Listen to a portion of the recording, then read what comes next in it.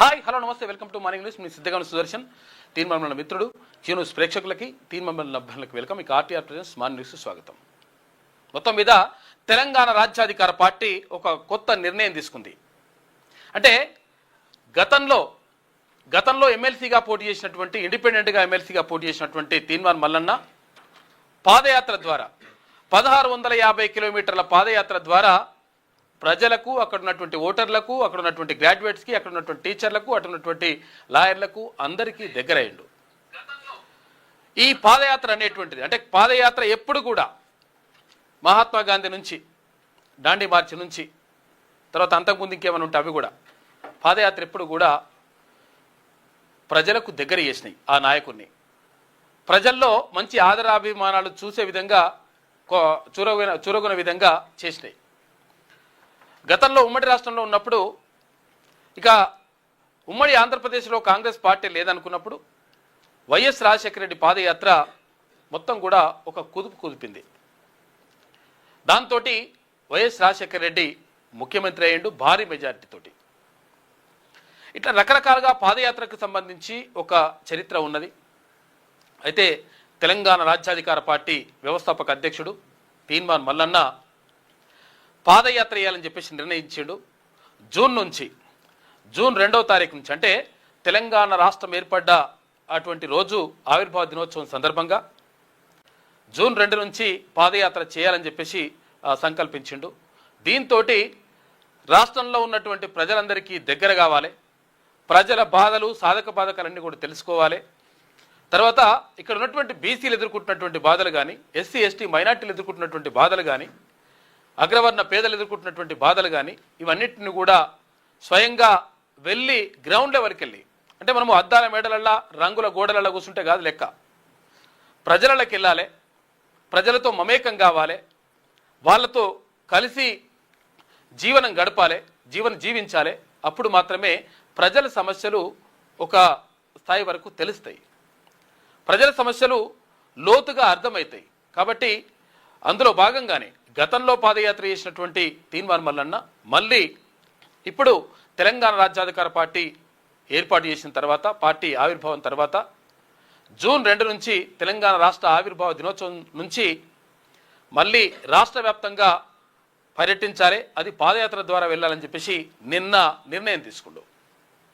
దీని ద్వారా ఒక రకంగా కొన్ని వర్గాల్లో ఒక రకంగా భయము బుగులు అంతా కూడా కనిపిస్తూ ఉంది. ఎందుకంటే పాదయాత్ర చేయడం ద్వారా ప్రజలకు ఆటోమేటిక్గా ఆ నాయకుడు చేరువవుతాడు, ఆ నాయకుడు దగ్గర అవుతాడు. వాళ్ళకున్నటువంటి బాధల్ని, వాళ్ళకున్నటువంటి సమస్యల్ని, వాళ్ళకున్నటువంటి పరిస్థితుల్ని క్షుణ్ణంగా గ్రౌండ్ లెవెల్కి వెళ్ళి అధ్యయనం చేసేటువంటి అవకాశం లభిస్తుంది. గతంలో అక్కడ ఎప్పుడు ప్రజలతో మమేకం కావడానికి ఎన్టీ రామారావు కూడా ప్రజల దగ్గరికి వెళ్ళిండు. ఎక్కడుంటే అక్కడ రోడ్డు మీద అయితే రోడ్డు మీదనే ఇట్లా స్నానం చేసిండు, రకరకాలుగా ఇట్లా జరిగింది. మొత్తం మీద ప్రజల సమస్యలు తెలుసుకోవడానికి ఒక మంచి అవకాశం పాదయాత్ర అని చెప్పేసి తీర్మానం మల్లన్న గతంలో అది సక్సెస్ అయ్యింది. ఇండిపెండెంట్గా పోటీ చేసినప్పుడు కూడా కొంతవరకు వచ్చేసి, అంటే మొత్తం మీద గెలుపు వరకు వచ్చేసింది. కాబట్టి పాదయాత్ర అనేటువంటిది మంచి ఫలితాలు ఇస్తుంది, తర్వాత ప్రజల సమస్యలు తెలుసుకోవడానికి ఒక సాధనంగా మారుతుంది. కాబట్టి ఆ నిర్ణయం తీసుకుంటూ తీర్మానం మల్లన్న. ఇంకొక ఆమె కూడా ఏప్రిల్లో ఒక ఆమె పార్టీ పెడతామని ఆమె చెప్తుంది. పెట్టి వాళ్ళు ఏంది గులాబీ పార్టీ వాళ్ళంతా మా వాళ్ళే అంటుంది ఆమె.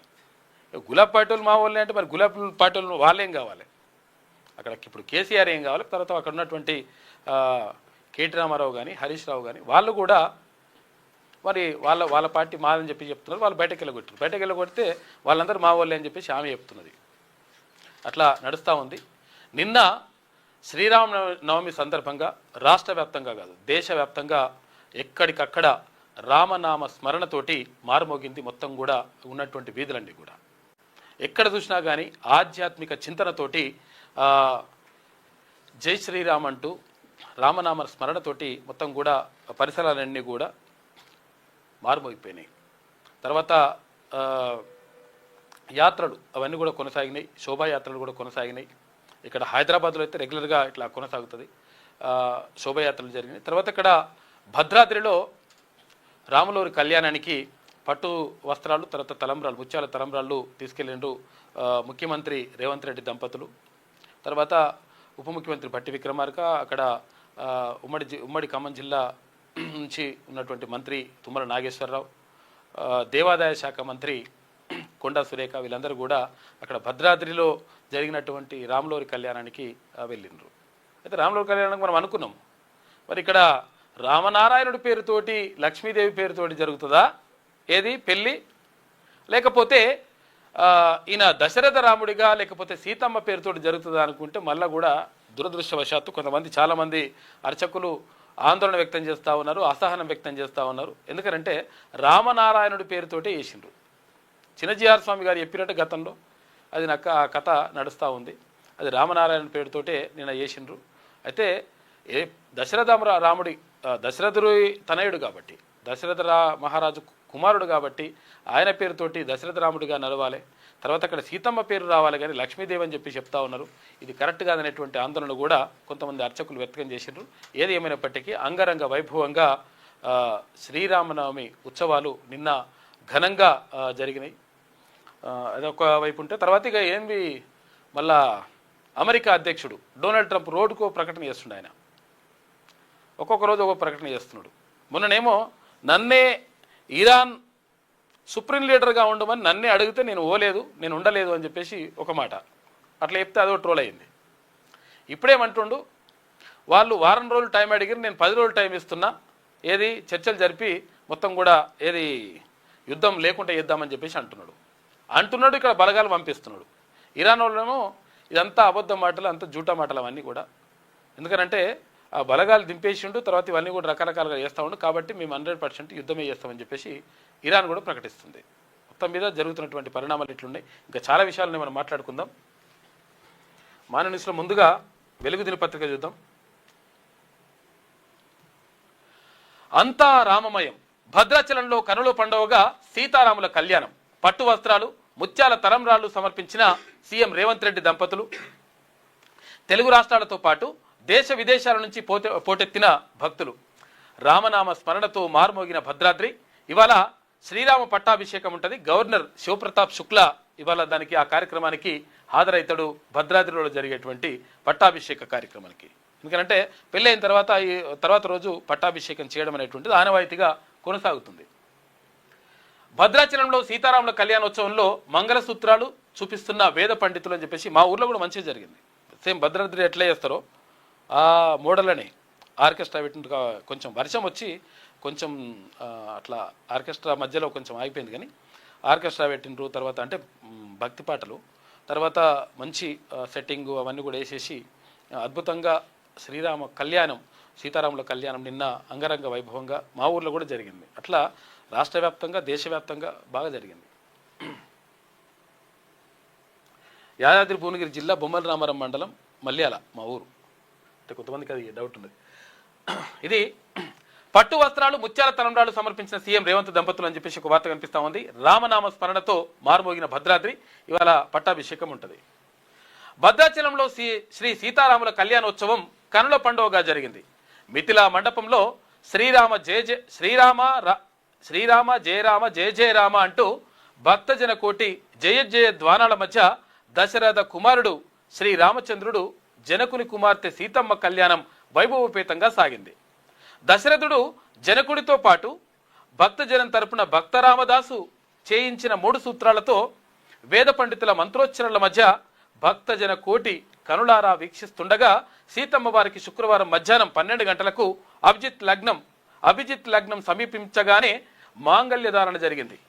కళ్యాణ తంతును తిలకించేందుకు తరలి వచ్చిన భక్తజనంతో భద్రాద్రి పులకించింది. రాష్ట్ర ప్రభుత్వం తరఫున సీఎం రేవంత్ రెడ్డి దంపతులు స్వామివారికి కళ్యాణానికి పట్టు వస్త్రాలు ముత్యాల తలంబ్రాలు సమర్పించిండ్రు. నిన్న జరిగినటువంటి వేడుకకు సంబంధించి తెల్లవారుజామున 2 గంటలకే ఆలయాన్ని తెరిచి స్వామివారికి సుప్రభాత సేవ నిర్వహించిండ్రు. ఎక్కడ? భద్రాద్రిలో నిన్న. అనంతరం తిరువారాధన, ఆరగింపు, మంగళాశాసనం, ఇటు గర్భగుడిలో అభిషేకం నిర్వహించారు. ఇక ధ్రువమూర్తులకు వైభవంగా కళ్యాణం చేశారు. ఆ తంతుకు endowment minister Konda Surekha, principal secretary Shailaja Ramaiyer, ఆ తర్వాత ఇక్కడ కమిషనర్ హనుమంతరావు, ఈవో దామోదర్ రావు తదితరులందరూ కూడా ఈ కార్యక్రమానికి హాజరైనరు. పట్టు వస్త్రాలు తలంబ్రాలు తీసుకొస్తున్న సీఎం రేవంత్ రెడ్డి దంపతులు అని చెప్పేసి ఇక్కడ చూసుకోవచ్చు. వాట్సాప్ ఉంటే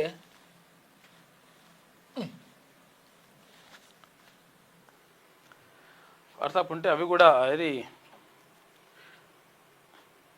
మెల్లగా వస్తున్నట్టుంది, టైం పడుతుందా అండి.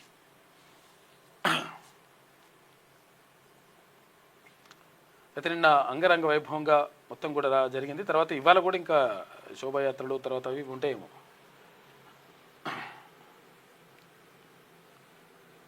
నిన్న కళ్యాణానికి సంబంధించి ముఖ్యమంత్రి దంపతులు తర్వాత భద్రాద్రి రాముడికి తలంబ్రాలు పోస్తున్నారు వేద పండితులు, పట్టు వస్త్రాలు సమర్పిస్తున్నాడు ముఖ్యమంత్రి రేవంత్ రెడ్డి. ఇవి కళ్యాణానికి సంబంధించినటువంటి ఘట్టం.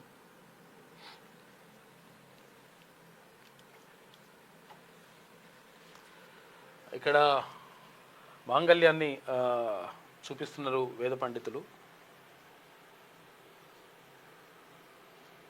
ఇవన్నీ కూడా ఇది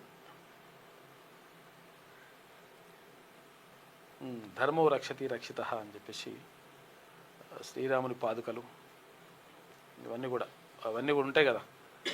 సీతంబకు జయిస్తే చింతాకు పథకంబు రామచంద్ర అని చెప్పేసి అక్కడ భక్త రామదాసు పాడతారు కదా.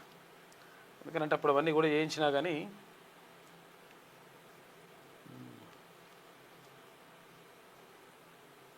నిన్న రామనవమి సందర్భంగా జరిగినటువంటి కార్యక్రమానికి సంబంధించి చిత్రాలన్నీ కూడా మనం చూసుకోవచ్చు. విజువల్స్ కూడా ఉంటే అయిపోతుండేవి. రైట్, అందరు కూడా మంత్రి పొంగులేటి కూడా వచ్చిండు.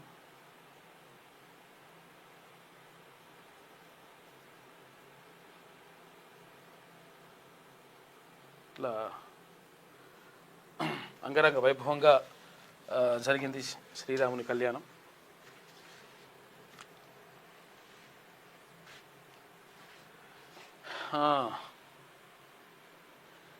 ఇక బ్లాక్ మార్కెటింగ్ పై ఉక్కుపాదం. నిన్న ప్రధానమంత్రి నరేంద్ర మోడీ అన్ని రాష్ట్రాల ముఖ్యమంత్రులతోటి వీడియో కాన్ఫరెన్స్ ద్వారా మాట్లాడి ఇక్కడ పశ్చిమాసియాలో జరుగుతున్నటువంటి యుద్ధం, ఇరాన్ ఇజ్రాయెల్ అమెరికా యుద్ధానికి సంబంధించి ఎట్లా చేద్దాం, ఒకవేళ ఇప్పుడు వచ్చినటువంటి ఒకవేళ సంక్షోభం కానీ కొన్ని పరిస్థితులు కానీ కొంచెం వ్యతిరేక పవనాలు ఉంటే మనం ఎట్లా దాన్ని ఎదుర్కొందాం. కోవిడ్ సమయంలో ఎట్లయితే దేశమంతా ఒకటైందో, దేశమంతా ఒకే నినాదంపైకి వచ్చిందో, ఒకే తాటిపైకి వచ్చిందో, అట్లనే టీమిండియా లాగా దేశమంతా ఒక తాటిపైకి రావాలి, ఇటువంటి సంక్షోభాన్ని తర్వాత ఎదుర్కోవాలి అని చెప్పేసి నిన్న ప్రధానమంత్రి నరేంద్ర మోడీ వివిధ రాష్ట్రాల ముఖ్యమంత్రులందరికీ కూడా సూచించిండు. దీనికి సంబంధించి నిన్న కాన్ఫరెన్స్ జరిగింది. బ్లాక్ మార్కెటింగ్ పై చేస్తే మాత్రం అంటే ఎట్లాగైనా ఇది అక్కడ నుంచి ఆయిల్ వస్తలేదు, పెట్రోల్ వస్తలేదు, డీజిల్ వస్తలేదు అని తెలిస్తే మరి ఒకవేళ ఇట్లా ఆగమాగం చేశారా నాయన, అట్లా చేస్తే మాత్రం ఎట్టి పరిస్థితుల్లో ఊరుకునేది లేదని చెప్పేసి నిన్న గట్టినే అరుచుకున్నాడు ప్రధానమంత్రి. కాబట్టి బ్లాక్ మార్కెటింగ్ కూడా చేస్తే మాత్రం వాళ్ళ పని చేస్తా అని చెప్పింది నిన్న. పెట్రోల్, డీజిల్, గ్యాస్, నిత్యావసరాల సరఫరాలో అంతరాయం కలగకుండా చూడండి, అన్ని రాష్ట్రాల సీఎంలకు ప్రధాని మోడీ సూచించిండు. పశ్చిమాసియా ఉద్రిక్తతల ప్రభావం భారత్పై పడకుండా ముందస్తు వ్యూహాలు అమలు చేయండి. టీమిండియా స్ఫూర్తితో కదులుదాం. అంతర్జాతీయ సంక్షోభాన్ని కరోనా తరహాలో ఎదుర్కొందాం. యుద్ధ పరిస్థితులను అడ్డం పెట్టుకొని దుష్ప్రచారం చేసేవాడిపైన కఠిన చర్యలు. తీర ప్రాంతాలు, సరిహద్దుల్లో భద్రత కట్టుదిట్టం చేయండి. గల్ఫ్లో ఉన్న ప్రవాస భారతీయుల కోసం ప్రత్యేక హెల్ప్ లైన్ నెంబర్లు ఏర్పాటు చేయండి. రాష్ట్రాల్లో ఇథనాల్ బ్లెండింగ్ వేగవంతం చేయాలని సలహా. అన్ని రాష్ట్రాల సీఎంలతోటి వర్చువల్ సమావేశం నిర్వహించిండు ప్రధానమంత్రి నరేంద్ర మోడీ. అంతర్జాతీయ సంక్షోభం నేపథ్యంలో దేశంలో బ్లాక్ మార్కెటింగ్ పై ఉక్కుపాదం మోపాలని అన్ని రాష్ట్రాల సీఎంలకు ప్రధాని మోడీ సూచించారు. పెట్రోల్, డీజిల్, గ్యాస్ సహా నిత్యావసర వస్తువుల సరఫరాలో అంతరాయం కలగకుండా చూడాలని, అక్రమ నిల్వలు తర్వాత అధిక ధరలకు విక్రయించే వారిపై కఠిన చర్యలు తీసుకోవాలన్నారు. పశ్చిమాసియా ఉద్రిక్తతల ప్రభావం భారత్పై పడకుండా ముందస్తు వ్యూహాలు అనుసరించాలని సూచించారు. ఇక పరిస్థితి డైనమిక్గా ఉంది. అందుకే నిరంతరం పర్యవేక్షణ, ఎప్పటికప్పుడు మారుతున్న పరిస్థితులకు తగ్గట్టుగా నిర్ణయాలు తీసుకోవడం కీలకం అని పేర్కొన్నారు. సమాచార మార్పిడితో జాప్యం ఉండకూడదని, ఇక్కడ కేంద్ర రాష్ట్రాల మధ్య నిరంతర సమన్వయం ఉండాలని స్పష్టం చేశారు. టీమిండియా స్ఫూర్తితో ముందుకు సాగుదామని, కరోనా తరహాలో అంతర్జాతీయ సంక్షోభాన్ని ఎదుర్కొందామని పిలుపునిచ్చారు. యుద్ధ కారణంగా దేశంలో చమురు, వంట గ్యాస్ కొరత లేకుండా కేంద్రం చర్యలు తీసుకుంటుందని, దేశీయంగా గ్యాస్ ఉత్పత్తిని పెంచిందని పేర్కొన్నారు. పశ్చిమాసియాలో యుద్ధంతో నెలకొన్న ఉద్రిక్తతలు, దేశంపై దాని ప్రభావం, పరిణామాలపై చర్చించేందుకు అన్ని రాష్ట్రాల ముఖ్యమంత్రులతోటి ప్రధాని నరేంద్ర మోడీ శుక్రవారం వర్చువల్గా సమావేశమైండు. దాదాపు 2.5 గంటల పాటు ఈ సమావేశం కొనసాగింది.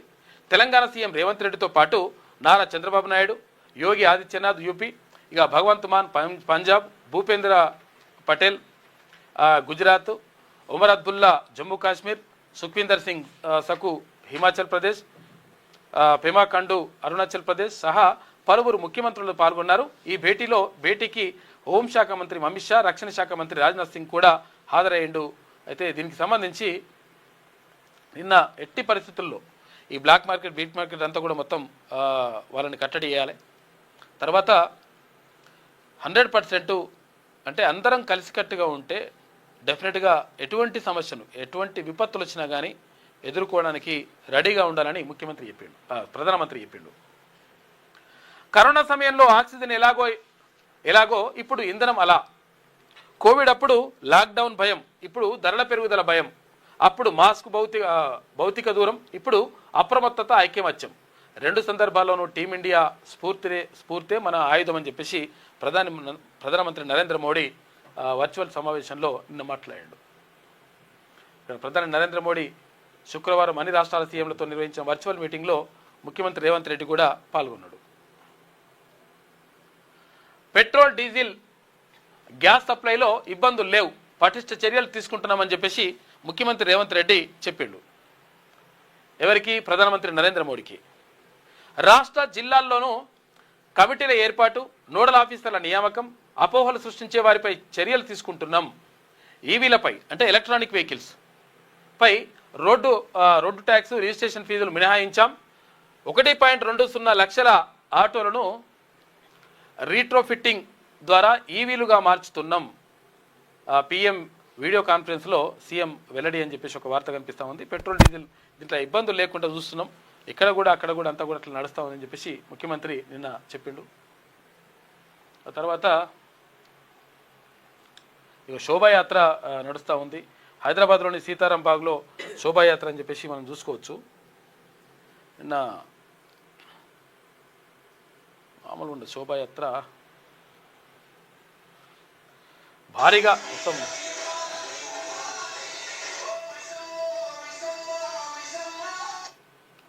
ఈ సౌండ్, ఇది పాటలు పెట్టద్దు, ఏదో పరిచయం ఉంటుంది మాకు.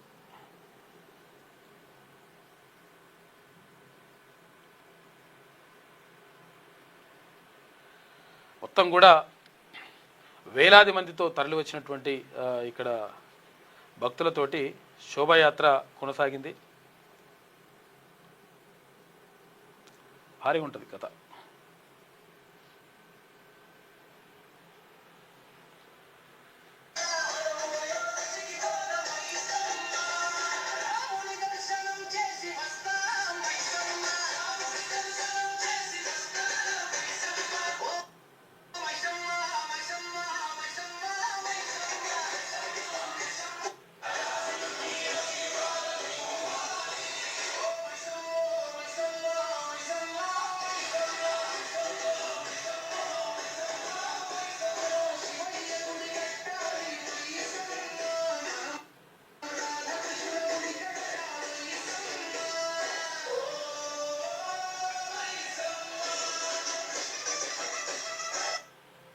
ఇట్లా శోభాయాత్ర ఘనంగా జరిగింది.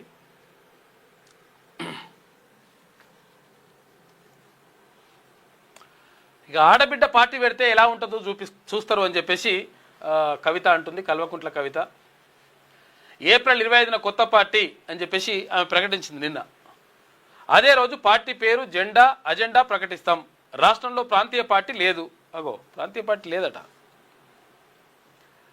ఇక తెలంగాణ జాగృతి ప్రజల ఇంటి పార్టీ, యువత, మహిళలు, ఉద్యమకారులకు పెద్దపీట వేయాలి. రాష్ట్రం వచ్చి 12 ఏళ్లు దాటినా నీళ్లు, నిధులు, నియామకాలు సాధించలేకపోయాం. కొత్త పార్టీ రాష్ట్ర భవిష్యత్తుకు అని చెప్పేసి ఈమె చెప్తున్నది. మళ్ళీ పార్టీ 2 పార్టీలు ఇప్పుడు.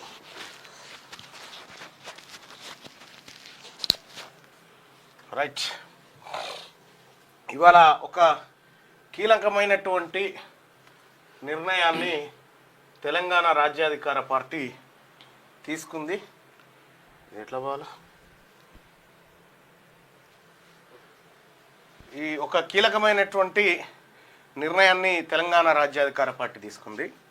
చాలా చోట్ల అంటే ప్రభుత్వ కార్యాలయాల్లో పనిచేస్తున్నటువంటి బీసీల పైన ఏసీబీ దాడులు, లేకపోతే వేధింపులు, వాళ్ళకు ప్రమోషన్లు ఇచ్చే కాడ రకరకాల కిరికిరిలు పెట్టుడు, వాళ్ళ మీద అట్రాసిటీ కేసులు నమోదు చేయించుడు, బీసీ ఉద్యోగస్తులను ప్రభుత్వ కార్యాలయాల్లో రాసి రంపాన పెడతా ఉన్నారు కొందరు. సో కాబట్టి తెలంగాణ రాజ్యాధికార పార్టీ ఒక కీలకమైనటువంటి నిర్ణయం తీసుకుంది. బీసీ ఉద్యోగస్తులారా, నేనే కల్లారా చూసిన ఒక ఎక్స్ తహసీల్దార్ గారు నా ఆఫీస్కి వచ్చి గతంలో కూడా చెప్పిన, ఆయన తహసీల్దార్గా ఉన్నాడు, ఆయన కింద నాయబ్ తహసీల్దార్గా ఒక రెడ్డి ఆయన ఉన్నాడు. ఈ బీసీ ఆయన సంచార జాతులకు సంబంధించినటువంటి తహసీల్దారు. సంచార జాతుల కింద నేను పనిచేయన్నా అని చెప్పి కింద ఉన్న రెడ్డి ఏసీబీకి పట్టించాడు. ఏసీబీకి పట్టించి సస్పెండ్ చేయించి ఇన్ఛార్జ్ ఎంఆర్ఓగా రెడ్డి కొనసాగిండు. బీసీ అధికారులే పట్టుబడతా ఉన్నారు, బీసీ అధికారులను కుట్రపూరితంగా ఇరికిస్తా ఉన్నారు. కాబట్టి మా బీసీ ఉద్యోగస్తులను ప్రొటెక్ట్ చేసుకోవడానికి, మా బీసీ ఉద్యోగస్తుల పక్షాన నిలబడి వాళ్ళ వాదాన్ని గెలిపించడానికి, వాళ్ళకు రక్షణ కవచంగా ఉండడం కోసం బీసీ గవర్నమెంట్ ఎంప్లాయీస్ ఎవరైతే ఉన్నారో బీసీ ఎంప్లాయీస్ ప్రొటెక్షన్ సెల్ని ప్రారంభిస్తా ఉన్నాం. బీసీ ప్రభుత్వ ఉద్యోగుల పాలిట అభయ కవచంగా దీన్ని తీసుకొస్తా ఉన్నాం. బీసీ ఎంప్లాయీస్ ప్రొటెక్షన్ సెల్ని తెలంగాణ రాజ్యాధికార పార్టీ స్టార్ట్ చేసింది. ఏ వివక్షకైనా వేధింపులకైనా ఇక చెక్కు పెట్టేందుకు ఒక బృహత్తరమైనటువంటి ప్రణాళికను తయారు చేసినాం. దీంట్లో ఇక నెక్స్ట్ పేజ్ చూస్తే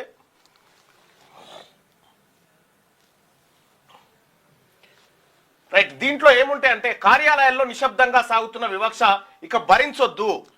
చాలా మంది ఉద్యోగస్తులు ఇప్పటికే ఫిర్యాదు చేస్తా ఉన్నారు, ఎక్కడెక్కడ ఏమేం జరుగుతా ఉంది. ఇక్కడ ఉస్మానియా యూనివర్సిటీలో బీసీ ప్రొఫెసర్ పైన సస్పెన్షన్ వేస్తే మేమే పోయినాం. అవుట్ ఆఫ్ ప్రెసిడెంట్ ఎక్కడ చూసినా బీసీ ఉద్యోగస్తులను టచ్ చేయాలంటే లాగులు దడవాలి. నిజాయితీగా పనిచేసేటువంటి సత్తా బీసీ ఉద్యోగస్తులకు ఉంది.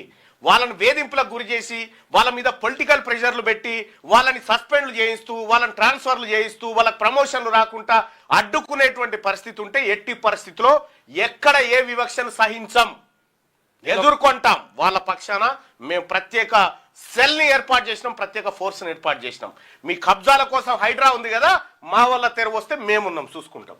ఇక ఏం జరుగుతా ఉంది, ఎట్లా, దీని కారణం ఏంటంటే ఎంబీఓ అది చేయకపోతే దాని సంగతి చెప్తాం. నిశ్శబ్ద వివక్ష, కీలక పోస్టుల నుండి తప్పించి కావాలనే లూప్ లైన్ పోస్టింగ్లకు పరిమితం చేయడం.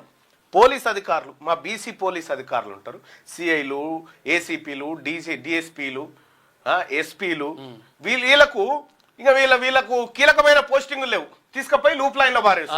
అట్లా ఎందుకు పనికిరాని చెత్తను తెచ్చి పోస్టింగ్లలో పెట్టుడు. మా వాళ్ళకు రావాల్సిన వాటా దక్కాల్సిందే. అందుకోసమే నిశ్శబ్ద వివక్ష ఏదైతే కొనసాగుతుందో దాన్ని ఛేదిస్తాం. పదోన్నతుల్లో అన్యాయం జరుగుతూ ఉంది. అర్హత ఉన్నప్పటికీ కుట్రపూరితంగా సీనియారిటీ జాబితాలను తారుమారు చేస్తా ఉన్నారు. నిన్న ఒకటి అట్లే జరిగింది. అట్లే జరిగితే పై ఆఫీసర్ రెడ్డి గారు బీసీ బిడ్డను కాదని సీనియారిటీ ఉన్నా వదిలేసి కింద ఆయనకు రెడ్డిని తీసుకొచ్చి ఆయనను బాసం చేస్తా ఉంటే నిన్ననే సీరియస్ గా వార్నింగ్ ఇచ్చినాం. ఈ పద్ధతి మానుకోకపోతే ఎంతకైనా తెగిస్తామని చెప్పినాం. ఆ పరిస్థితి రాకుండా చూసుకోండి. ఇది నేను బీసీ ఎంప్లాయీస్ మా బిడ్డలకే కాదు, మా బిడ్డల్ని అణచివేస్తున్న దుర్మార్గులకు కూడా ఇక్కడ నేను చెప్తా ఉన్నాం హెచ్చరికలు. ఇట్లా పదోన్నతులు అన్యాయం జరుగుతూ ఉంది. మానసిక వేధింపులకు గురి చేస్తా ఉన్నారు. అగ్రవర్ణ అధికారుల టార్గెటింగ్, కులం పేరుతో కించపరచడం, దూషణలు చేస్తా ఉన్నారు మా బీసీ అధికారుల పైన. అలాగే కక్ష సాధింపు చర్యలు చేస్తా ఉన్నారు. చిన్న కారణాలకే ఛార్జీ మెమోలు ఇవ్వడం, అన్యాయంగా సస్పెండ్ చేయడం, పదే పదే బదిలీలు చేయడం. ఇది మా ఉద్యోగస్తుల పైన జరుగుతున్నటువంటి దాడి. దీన్ని ఎదుర్కోవడం కోసమే మేము ఇది తీసుకొచ్చినాం. ఇది కేవలం ఆరోపణ కాదు, కళ్ళ ముందు కనిపిస్తున్న నగ్న సత్యం. ఇట్లాంటి కొన్ని వేల కారణాలను నేను చూపిస్తా, వేల సాక్ష్యాలను చూపిస్తా.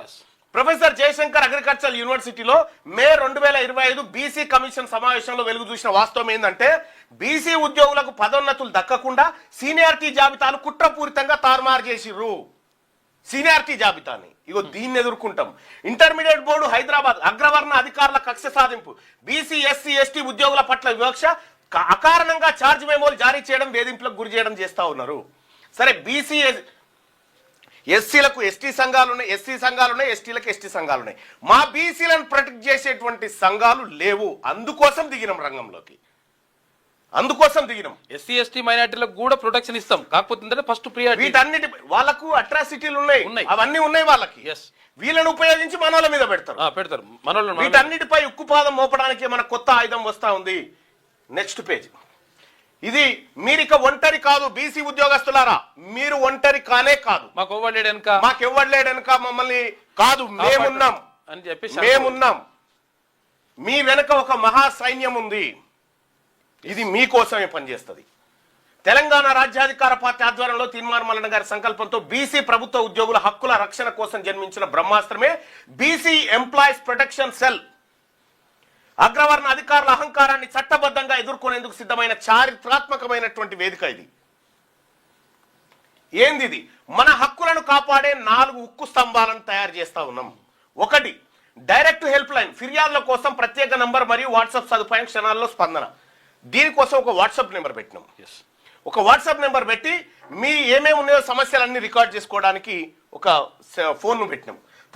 దీని తర్వాత జిల్లా స్థాయి కమిటీలు, ప్రతి జిల్లాలో కోఆర్డినేషన్ కమిటీ, పాదయాత్రల ద్వారా క్షేత్రస్థాయి తక్షణ పరిష్కారం చేపట్టేటువంటి కార్యక్రమం చేపడతా ఉన్నాం. జిల్లాకు కూడా ప్రత్యేక ఇన్ఛార్జీలను నియమించడం జరిగింది. దీనికోసం మీకు సమస్య ఆ జిల్లాలో ఉంటే ఆ జిల్లాకు సంబంధించినటువంటి మా ఇన్ఛార్జికి ఫోన్ చేయడం ద్వారా వెంటనే దానిపైన రంగంలోకి దిగడం జరుగుతుంది. ఇక బలమైన లీగల్ టీం, పార్టీ తరఫున అనుభవజ్ఞులైన లాయర్లు, డిపార్ట్మెంటల్ ఎంక్వైరీలు, కోర్టు కేసుల్లో ఉచిత న్యాయ సాయం అందించడం కోసం ప్రత్యేకమైనటువంటి అడ్వకేట్స్ బృందాన్ని తయారు చేసినాం. మాకు లాయర్ ఉన్నాడా అట్లా అనుకోవాలి, మేము అన్ని ఎదుర్కొంటాం. ఇక మీరు మర్చిపోండి, ఎక్కడికైతే అక్కడ దాకా. ప్రభుత్వాలపై ఒత్తిడి, సాక్ష్యాధారాలతో ప్రధాన కార్యదర్శి, సిఎస్ మరియు మంత్రులకు ఫిర్యాదు, రాజీ లేని పోరాటం చేయడం కోసం ఈ 4 స్తంభాల్ని, బీసీ ఉద్యోగుల ఆత్మగౌరవం కోసం ఈ 4 పిల్లర్స్ రెడీ చేసినాం. నెక్స్ట్, ఇంకా మీ ఉద్యోగానికి ఎటువంటి ముప్పు లేదు, ఫిర్యాదు అత్యంత గోప్యంగా దాచిపెడతాం. చట్టపరమైన దాడి, మీ గుర్తింపును దాచిపెట్టి సిస్టమ్ తరఫున అధికారులపై నేరుగా చట్టపరమైన రాజకీయ ఒత్తిడి తీసుకొస్తుంది తెలంగాణ రాజ్యాధికార పార్టీ. అలాగే సురక్షిత ఫిర్యాదు, హెల్ప్ లైన్ కు మీ మెసేజ్ ద్వారా, డిజిటల్ ప్లాట్ఫామ్ ద్వారా సమాచారం పంపించడం, గోప్యమైన విశ్లేషణ, మీ పేరు వివరాలు ఎవరికి తెలియకుండా లీగల్ టీం ద్వారా ఆధారాల లోతైన పరిశీలన చేస్తాం. మీరేం టెన్షన్ పడాల్సిన, మీరు బయటకు వచ్చి మాట్లాడాల్సిన అవసరం లేదు. మీ తరఫున యుద్ధం మేం చేస్తాం. ఇక ప్రస్తుతం ఎట్లుంది, రేపు మన ప్రొటెక్షన్ సెల్ వచ్చిన తర్వాత ఎట్లా ఉంటది? నాడు నిస్సహాయత, నేడు రాజ్యాధికార పార్టీ అండ. ఒంటరిగా పోరాడితే ఏంది పరిస్థితి? బీసీ ప్రొటెక్షన్ సెల్ తోడుంటే ఏం జరుగుతుంది? అధికారుల కక్ష సాధింపులకు బలి కావాలి ఒంటరిగా పోరాడితే. ఖరీదైన కోర్టు ఫీజులు, ఆర్థిక భారం, సీనియారిటీ కోల్పోయి లూప్ లైన్ లో మగ్గడం, భయంతో సర్దుకపోవడం, ఇవి జరుగుతాయి. మన ప్రొటెక్షన్ సెల్ వచ్చిన తర్వాత మీ గుర్తింపు గోప్యంగా ఉంటది, పూర్తి భద్రతతో ఉంటది. ఉచిత, అత్యంత తక్కువ ఖర్చుతో బలమైన లీగల్ ఎయిడ్ ని మీకోసం తయారు చేస్తాం. ఇక హక్కుగా రావాల్సిన ప్రమోషన్ల సాధన, అన్యాయం చేసే అధికారులపై సిస్టమ్ ద్వారా రివర్స్ అటాక్ చేస్తాం. రివర్స్ అటాక్ చేస్తాం. ఇది కేవలం ఆరంభం మాత్రమే. లక్ష్యం శాశ్వత పరిష్కారం ఉంది.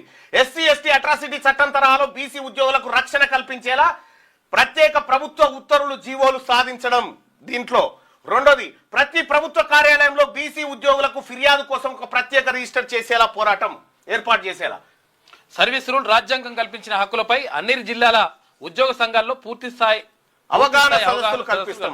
ఈ విధంగా టార్గెట్. ఇవి కాదన్నప్పుడు, ఇవి జరగనప్పుడు పొలిటికల్ పవరే. ఒక్కసారి బీసీ ప్రభుత్వం అధికారంలోకి వచ్చిన తర్వాత బీసీ ఉద్యోగుల మీద ఎంత ఈగ కాదు కదా, కన్నెత్తి చూడాలంటే కూడా భయపడాలి. రైట్. పూర్తి అవగాహన టార్గెట్, గ్రీవెన్స్ రిజిస్టారు, ప్రత్యేక రక్షణ చట్టాలు. ఇక ధైర్యంగా అడుగు ముందుకేయండి, న్యాయం వైపు నిలబడండి. BC employees protection cell help line number 9866524314. 9866524314. ఈ నెంబర్ మీ ఫోన్లో. బీసీ ఉద్యోగస్తులారా, మీరు ప్రభుత్వ ఉద్యోగులు కావచ్చు, కాంట్రాక్ట్ కావచ్చు, అవుట్ సోర్సింగ్ కావచ్చు, పార్ట్ టైం టీచర్లు కావచ్చు, లేకపోతే ప్రొఫెసర్లు కావచ్చు, ఇతర డిపార్ట్మెంట్లో పనిచేస్తున్నటువంటి పోలీసులు కూడా కావచ్చు. ఎవరైనా బీసీలందరూ ఈ నెంబర్ సేవ్ చేసుకోండి. మీకోసం మేమున్నాం, మేము ముందుకొచ్చాం. వెంటనే ఈ నెంబర్ సేవ్ చేసుకోండి. వాట్సాప్ ద్వారా మీ సమస్యను పంచుకోండి. మీరు వాట్సాప్ ద్వారా ఎవడోడు మిమ్మల్ని ఇబ్బంది పెడుతున్నాడు, ఏం జరుగుతా ఉందనేది మాకు తెలియజేయండి. వెంటనే మా టీమును రంగంలోకి దింపుతాం. మీ హక్కుల కోసం మేమున్నాం. తెలంగాణ రాజ్యాధికార పార్టీ తీన్మార్ మల్లన్నగా నేను భరోసా ఇస్తా ఉన్నా. BC employees protection cell 9866524314. ఈ నెంబర్ మీ దాంట్లో సేవ్ చేసుకోండి. మిమ్మల్ని ఎవడన్నా ఇబ్బంది పెట్టినా, మిమ్మల్ని వేధింపులకు గురి చేసినా, మీ మీద అకారణంగా దాడులు చేసినా, మీ ప్రమోషన్ల విషయంలో ఎవడన్నా చోద్యం చూసినా, ఎవడన్నా మిమ్మల్ని కావాలని లూప్ లైన్లో పెట్టినా, ఎవడైనా మిమ్మల్ని కావాలని అక్రమ కేసులలో ఇరికించాలనుకున్నా, లేదంటే ఎవడైనా మిమ్మల్ని కావాలని లంచాల కోసం, ఇతర అంశాల కోసం మిమ్మల్ని వేధించినా వెంటనే కాల్ చేయండి. మేము చూసుకుంటాం ఆ సంగతి. ఇవాళ 78 సంవత్సరాల తర్వాత బీసీల కోసం పుట్టినటువంటి ఏకైక పార్టీ తెలంగాణ రాజ్యాధికార పార్టీ. బీసీ ఉద్యోగ సోదరులారా, మీ సోదరుడు ఉన్నాడు, తీన్మార్ మల్లన్న ఉన్నాడు. నాకు ఒకటే లక్ష్యం, మల్ల బుట్ట నేను ఇప్పుడే చేయాలి, ఏం చేసినా. మీకు మేమున్నాం.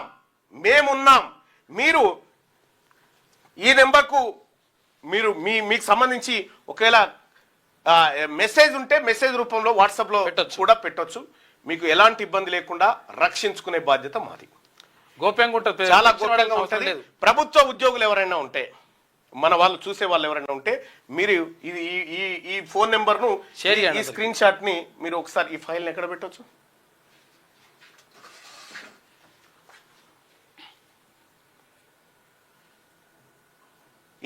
ఇది ఇక్కడ వరకు తీసుకొని పోస్ట్ పెట్టు, యూట్యూబ్ పోస్ట్లు పెట్టు. ఓకే, పెట్టేసే లింక్ తయారు చేసి చాట్ బాక్స్లో పెడతాం. దాన్ని చూసుకోండి. ఎట్టి పరిస్థితిలో మీరు అధైర్యపడకండి. మీకోసం మేమున్నాం. మీ మీద ఈగ వాలనివ్వము. ఎంతకైనా తెగిస్తాం మీకోసం. మేము రెడీ. మీరు రెడీయా? మేము సిద్ధంగా ఉన్నాం. మీరు సిద్ధంగా ఉన్నారా? టీచర్లు, మేధావులు, ఎక్కడ 30 డిపార్ట్మెంట్లు ఎక్కడ పనిచేసినా మీకు మేమున్నాం. బీసీలం. ఇన్ని రోజులు ఎవడు గిచ్చినా పలకరించేటోడు లేకుండా ఇవాళ మేము వచ్చినాం మీకోసం.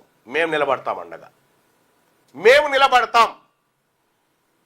మా కార్యాచరణ ఎట్లుంటుందో మీరు షాంపిల్లు చూస్తారు. నిలబడమే కాదు, అవసరమైతే కలవడం కూడా ఉంటుంది. మా షాంపిల్స్ ఎట్లా ఉంటాయో మీరు త్వరలో చూస్తారు. మళ్ళీ బీసీ ఉద్యోగస్తుల తెరువు పోవాలంటే కూడా లాగులు దడవాలి. ఆ పరిస్థితి తీసుకొస్తారు. సోదరులారా, మీ సోదరుడు తీన్మార్ మల్లన్న ఉన్నాడు. నిలబడతాం, కలబడతాం. మీ హక్కుల సాధన కోసం ఎంత వరకైనా వస్తాం. Thank you. ఇక మిగతా వార్తలు కొనసాగించండి. ఈ మాట చెప్పడం కోసమే థ్యాంక్ యూ.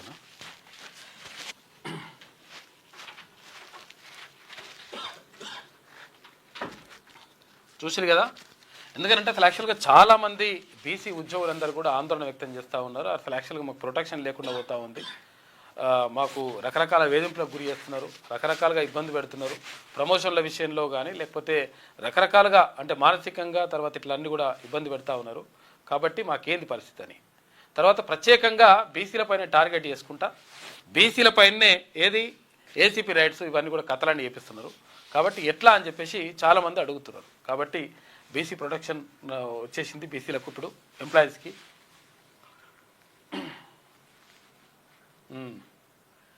కొత్త పార్టీ పెడుతుందంట, ఇంకోటి వెలమల పార్టీ ఇంకొకటి వస్తుందని చెప్పేసి మళ్ళీ అంటున్నారు.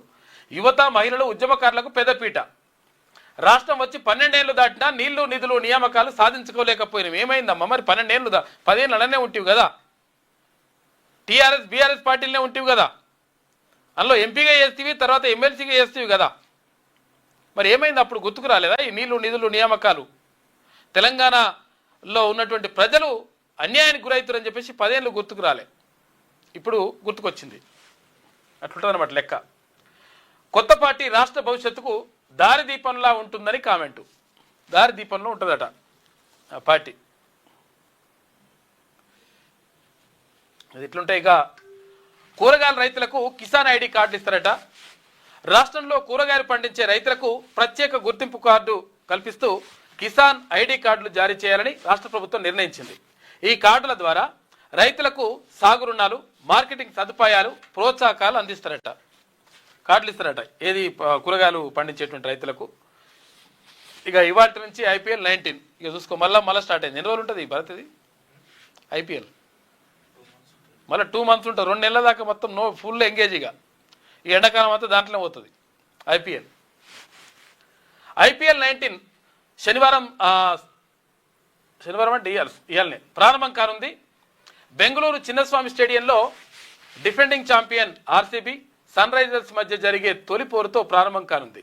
ఈ IPL క్రికెట్ హంగామా 2 నెలల పాటు కొనసాగుతుంది. చూసుకోరు ఇక 2 నెలలు, 60 రోజులు ఇటే వాయ. ఇక అప్పుడప్పుడు రకరకాల మళ్ళీ వస్తుంటాయి, అదో కథ నడుస్తుంటుంది. సరే, ఇప్పుడు మనము ఆట ఆడుకోవడం తప్పేమంటలేం, కాకపోతే అంటే నెలలు రోజులకు రోజులు మొత్తం కూడా దాని మీదనే పెడుతురు దృష్టి. ఇక చికితాకు గోల్డ్ సిల్వర్ మెడల్ వచ్చిందంట తెలంగాణ క్రీడాకారిణి. Asia cup world ranking tournament stage 1లో Telangana star archer Taniparthi Chikitha gold silver మెడల్స్తో మెరిసింది. కాంపౌండ్ మిక్స్డ్ టైంలో టీం ఫైనల్లో టాప్ సీడ్ చికిత రజత్ చౌహాన్ 158, 156 స్కోర్తో మలేషియా టీంపై గెలిచి గోల్డ్ మెడల్ సొంతం చేసుకుంది చికిత. గ్రేట్, అసలు మంచిగా 2 మెడల్స్ వచ్చేసినాయి ఆమెకు. ఇగో దాడులు 10 రోజులు వాయిదా వేస్తున్నామని చెప్పేసి మళ్ళా అమెరికా అధ్యక్షుడు ట్రంప్ ప్రకటించింది.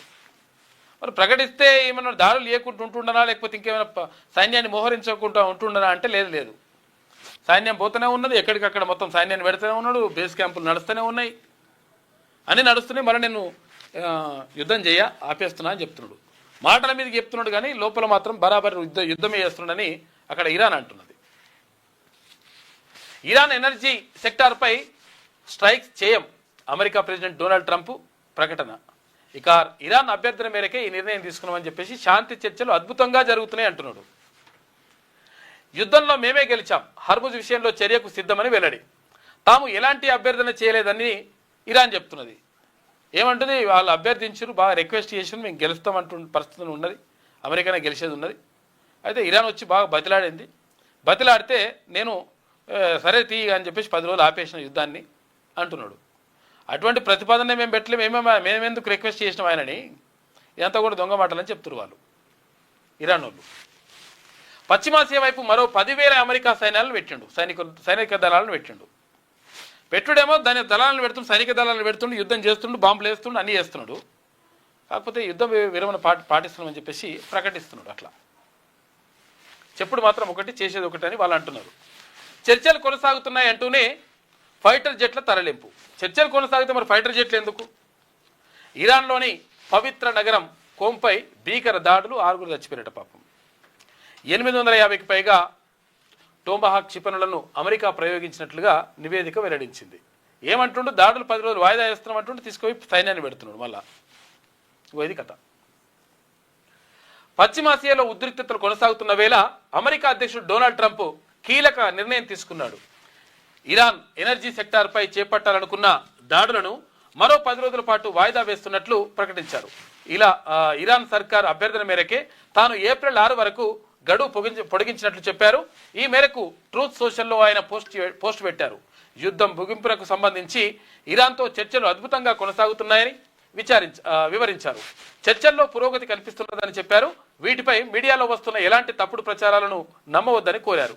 ఇక కాగా ఫిబ్రవరి 28 నుంచి ఇరాన్పై ఇజ్రాయెల్, అమెరికా సంయుక్త ఆపరేషన్ కొనసాగుతున్నది.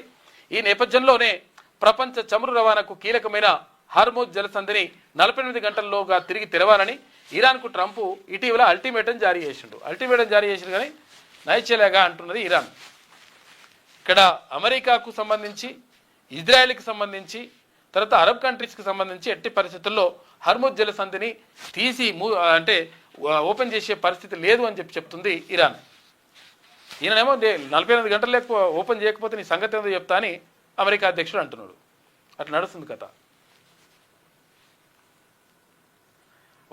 యుద్ధం వాయిదా వేస్తున్నాం అంటున్నాడు, యుద్ధం చేస్తలేమంటుండు, బలగాలను పెడుతున్నాడు, బాంబులు వేస్తున్నాడు. ఇది కథ నడుస్తుంది. మార్కెట్ మళ్ళీ క్రాష్. 1690 పాయింట్లు పడిన సెన్సెక్స్ ఇన్వెస్టర్లకు 9 లక్షల కోట్ల రూపాయలు నష్టం. లక్షల కోట్లే మొత్తం టోటల్. ఇట్లే ఉంటుంది మార్కెట్ అంటే. 89 పైసలు క్షీణించి 94.85కు పడిపోయినటువంటి రూపాయి అట. ఇంకేమున్నదిగా రూపాయి డాలర్తో రూపాయి మారక విలువ 95 రూపాయలు పెడితే $1 వస్తుంది. ఇప్పుడు అట్లా ఇది కథ. ఆయిల్ కంపెనీలకు కేంద్రం ఊరట. ఇక పెట్రోల్ డీజిల్పై 10 రూపాయల చొప్పున ట్యాక్స్ తగ్గింపు. పెట్రోల్ బంకుల్లో ధరలు యథాతథంగా కొనసాగుతాయి. వాళ్ళకు తగ్గించింది కానీ మనకు కొనసాగుతాయంట సేమ్. 50% కమర్షియల్ ఫ్లైట్లలో లోపాలు ఉన్నాయంట. చూసుకో, ఇక కమర్షియల్ ఫ్లైట్లు ఏవైతే ఉంటాయో మొత్తం కూడా రవాణాకు సంబంధించి ఇక్కడ నుంచి వాటికి సంబంధించి మొత్తం కూడా లోపాలు ఉన్నాయట.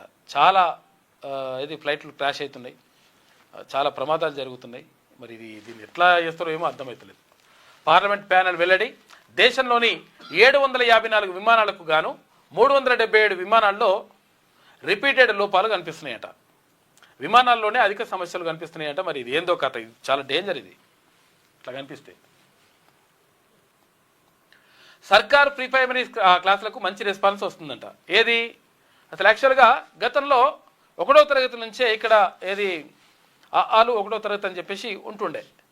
ఇప్పుడు ప్రీ ప్రైమరీ స్కూల్ కూడా ప్రారంభించింది ప్రభుత్వం. ఎందుకంటే ఎల్కేజీ యూకేజీ అట్లా అని చెప్పేసి బయట చదువుకుంటుండే కదా, అంగన్వాడీ లాగా. అట్లా దీనికి మంచి రెస్పాన్స్ వస్తుందంట ప్రభుత్వ పాఠశాలకు కూడా.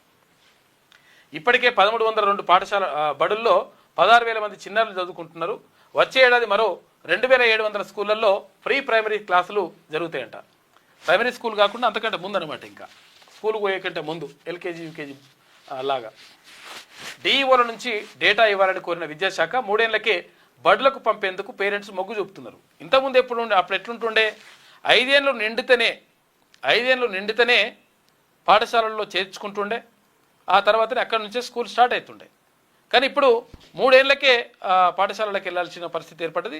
ఇక తల్లిదండ్రులు కూడా అట్లనే ఒప్పుకుంటారట. 3 ఏళ్ళు అయిందంటే పిల్లగాని స్కూల్కి పంపించేసాయి. ప్రీ ప్రైమరీ స్కూల్కు అలవాటు చేయడం అనమాట. ప్రస్తుతం ప్రీ ప్రైమరీలో 6 లక్షలకు పైగా చిన్నారులు ఉన్నారు. అంటే ప్రైవేట్ పాఠశాలలు ఉన్నారు. ఇప్పుడు గవర్నమెంట్ స్కూళ్ళల్లో 16,000 మంది జాయిన్ అయ్యారట. పగలు ఎండ, సాయంత్రం వాన. రాష్ట్రంలోని పలు ప్రాంతాల్లో ఇదే పరిస్థితి ఉన్నది. పొద్దుపూటేమో బాగా ఎండ కొడుతుంది, మామూలుగా ఉంటలేదు. ఉష్ణోగ్రతలు అయితే ఇక అసలు తడిసి మోపడవుతుంది. మళ్ళీ సాయంత్రం కాగానే మళ్ళీ వాన కొడుతుంది. ఇట్లా డిఫరెంట్ పరిస్థితులు ఉంటున్నాయి. మరోవైపు భారీగా పెరుగుతున్న ఉష్ణోగ్రతలు. 9 జిల్లాల్లో 40 డిగ్రీలు దాటిన టెంపరేచర్లు. వచ్చే 5 రోజులు ఎండలు, వడగండ్ల వానలు ఉంటాయంట. వచ్చే నెల 3 నుంచి ఉష్ణోగ్రతలు పెరుగుతాయని హెచ్చరిక. ఇప్పటికే పెరుగుతున్నాయి నాయనంటే ఇంకా పెరుగుతాయంట. ఎండలు. రాష్ట్రంలో వాతావరణం ఎండావానల కలబోతగా ఉన్నది. అయితే ఎండాకాలం ప్రారంభమై దాదాపు నెల అవుతున్నది. అయితే మార్చి 2వ వారం వరకు రాష్ట్రంలో ఎండల ప్రభావం అంతగా లేదు. పలు జిల్లాల్లో వడగండ్ల వర్షాలు పడ్డాయి. అవి ఇప్పటికీ కొనసాగుతున్నాయి. మధ్యాహ్నం పూట ఎండసేగ తీవ్రంగా ఉంటున్నా సాయంత్రం 4-5 గంటల నుంచి వాతావరణం మారుతుంది. చల్లగా మారి వడగండ్ల వర్షం పడుతున్నది.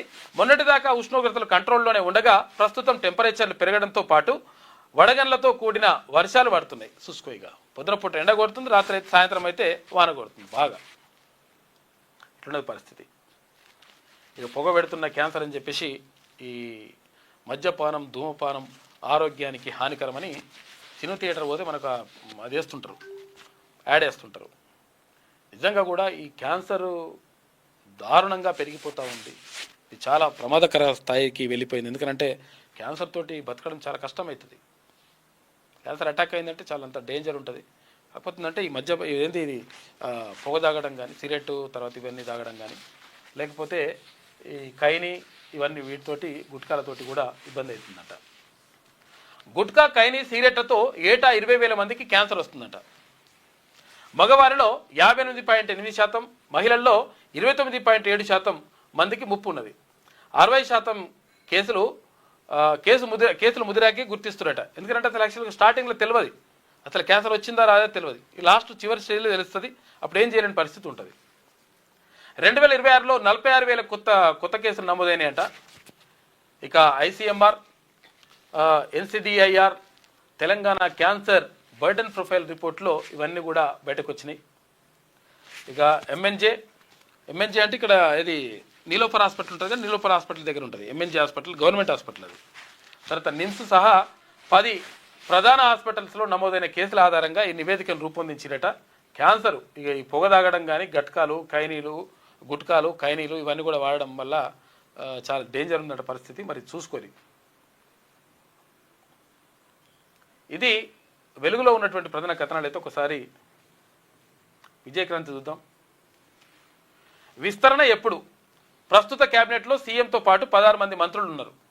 ఖాళీగా ఉన్న 2 బెర్తులు.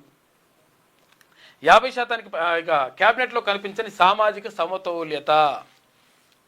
నిజంగా సామాజిక సమతుల్యత ఉండాలంటే ఏమైంది? 62% ఉన్నటువంటి బీసీలకు ఎన్ని ఉండాలి? దాదాపు 9 మంది మంత్రులు బీసీలే ఉండాలి. పరిస్థితి ఏడున్నది? 3 ఉన్నారు ఇప్పుడు. ఆ 3 కూడా కేటాయిస్తున్నటువంటి నిధులు ఎంత బడ్జెట్లో అంటే 6% అంట. పరిస్థితి చూసుకోరిగా 50% పైగా ఉన్న బీసీల్లో 3కే ఛాన్స్. ఇక ఎస్టీలో లంబాడా సామాజిక వర్గానికి ఇప్పటి వరకు ఇక్కడ ఇప్పుడు ఉన్నటువంటి క్యాబినెట్లో చోటు అంటే కనిపిస్తలేదు. ఎస్టీ నుంచి ఇక్కడ ధనసరి సీతక్క ఉన్నప్పటికీ ఇప్పుడు ఆమె ఆదివాసీ బిడ్డ. అయితే ఇక్కడ లంబాడాలకు సంబంధించి ప్రాతినిధ్యం లేదనేటువంటి వాదన వినిపిస్తూ ఉన్నాయి. ఆశావహుల ఎదురుచూపులు అని చెప్పేసి ఒక వార్త కనిపిస్తూ ఉంది. విస్తరణ ఎప్పుడు చేస్తారు? మంత్రివర్గ విస్తరణ జరుగుతుందా? జరిగితే ఉన్న వాళ్ళని కొంతమంది తీసేస్తా అంటారు, ఎవరిని తీసేస్తారు? లేని వాళ్ళని పెడతా అంటారు, ఎవరిని పెడతారు? ఇట్లా చర్చ జరుగుతూ ఉంది. రాష్ట్రంలో కాంగ్రెస్ పార్టీ అధికారంలోకి వచ్చి 2.5 ఏళ్ళు పూర్తి కావస్తుంది. అయినా పూర్తి స్థాయిలో కేబినెట్ భర్తీ కాకపోవడంపై సొంత పార్టీల్లోనే పెద్ద ఎత్తున విమర్శలు, అసంతృప్తులు వ్యక్తమవుతున్నాయి. రాష్ట్రంలో 119 మంది ఎమ్మెల్యేలు ఉండగా అందులో 15% మించకుండా మంత్రివర్గాన్ని ఏర్పాటు చేయాల్సి ఉంటుంది. అంటే ముఖ్యమంత్రితో కలిసి మొత్తం కేబినెట్ సభ్యుల సంఖ్య 18 వరకు ఉండాలి. అయితే తెలంగాణ కేబినెట్లో ప్రస్తుతం ముఖ్యమంత్రి రేవంత్ రెడ్డితో పాటు 16 మంది మంత్రులు ఉన్నారు. అయితే ఇంకా మంత్రివర్గంలో రెండు బెర్తులు ఖాళీగా ఉన్నాయి. 2.5 ఏళ్లుగా ఖాళీ ఉన్న బెర్తులు భర్తీకి మంత్రివర్గ విస్తరణ ఎప్పుడు ఉంటుందనేది చర్చనీయాంశంగా మారిందని చెప్పేసి ఒక వార్త కనిపిస్తూ ఉంది. ఇక 16లో 7 ఓసీలే ఉన్నారు. 16 మంది మంత్రులు ఉంటే అందులో 7 ఓసీలే ఉన్నారు. కేబినెట్లో సీఎంతో కలిపి మొత్తం 16 మంది మంత్రులు ఉండగా అందులో ఓసీ సామాజిక వర్గానికి చెందిన వారే 7 ఉన్నారు. వీరిలో రెడ్డి సామాజిక వర్గం నుంచి సీఎం రేవంత్ రెడ్డి, మంత్రులుగా ఉత్తమ్ కుమార్ రెడ్డి, కోమటిరెడ్డి వెంకటరెడ్డి, పొంగురెడ్డి శ్రీనివాసరెడ్డి ఉన్నారు. ఇక తుమ్మల నాగేశ్వరరావు కమ్మ సామాజిక వర్గం, దుద్దిల్ల శ్రీధర్బాబు బ్రాహ్మణ, జూపల్లి కృష్ణారావు విరమ సామాజిక వర్గం మంత్రులు ఉన్నారు. ఇక ఎస్సీ సామాజిక వర్గం నుంచి డిప్యూటీ సీఎం బట్టి విక్రమార్క, వివేక్ వెంకటస్వామి, ఇక్కడ ఇటు దామోదర రాజనరసింహ, అడ్లూరి లక్ష్మణ్ కుమార్, వీళ్ళు మాదిగ సామాజిక వర్గం నుంచి వీళ్ళిద్దరు, తర్వాత మాల సామాజిక వర్గం నుంచి వాళ్ళు ఇద్దరు ఉన్నారు ఇక్కడ. అయితే ఎస్టీ సామాజిక వర్గం నుంచి సీతక్క ఆదివాసీ, కోయ సామాజిక వర్గం నుంచి మైనార్టీ కోటాలో అజారుద్దీన్కు మంత్రివర్గంలో చోటు కల్పించారు. ఇక జనాభాలో 50% పైగా ఉన్న బీసీ సామాజిక వర్గం నుంచి కేవలం 3 మంత్రులే ఉండడం గమనార్హం. వీరిలో పొన్నం ప్రభాకర్ గౌడ్, వాకటి శ్రీహరి ముదిరాజ్, కొండా సురేఖ మంత్రులుగా ఉన్నారు. మంత్రివర్గంలో వాస్తవానికి బీసీ సామాజిక వర్గం నుంచి కనీసం 7 మంత్రులు ఉండాల్సింది. కానీ రేవంత్ రెడ్డి కేబినెట్లో బీసీలు 3 మంత్రులే ఉన్నారు. అంటే 50% పైగా ఉన్న బీసీలకు మంత్రివర్గంలో మాత్రం 16% వాటాన్ని దక్కింది. ఎస్టీలోని లంబాడా సామాజిక వర్గానికి చోటు కూడా కల్పించాల్సిన అవసరం ఉన్నది. ఇది మంత్రివర్గ విస్తరణ జరిగితే ఎంతమంది మరి బీసీలు ఎంతమంది వస్తారు? మళ్ళీ ఇంకా 2 ఉన్నాయి, ఇప్పుడు ఉన్నాయే 2 కదా. ఇక అది నడుస్తూ ఉంది. ఇక వైభవంగా రాములోరి కళ్యాణం వేడుకకు హాజరైన సీఎం రేవంత్ రెడ్డి దంపతులు,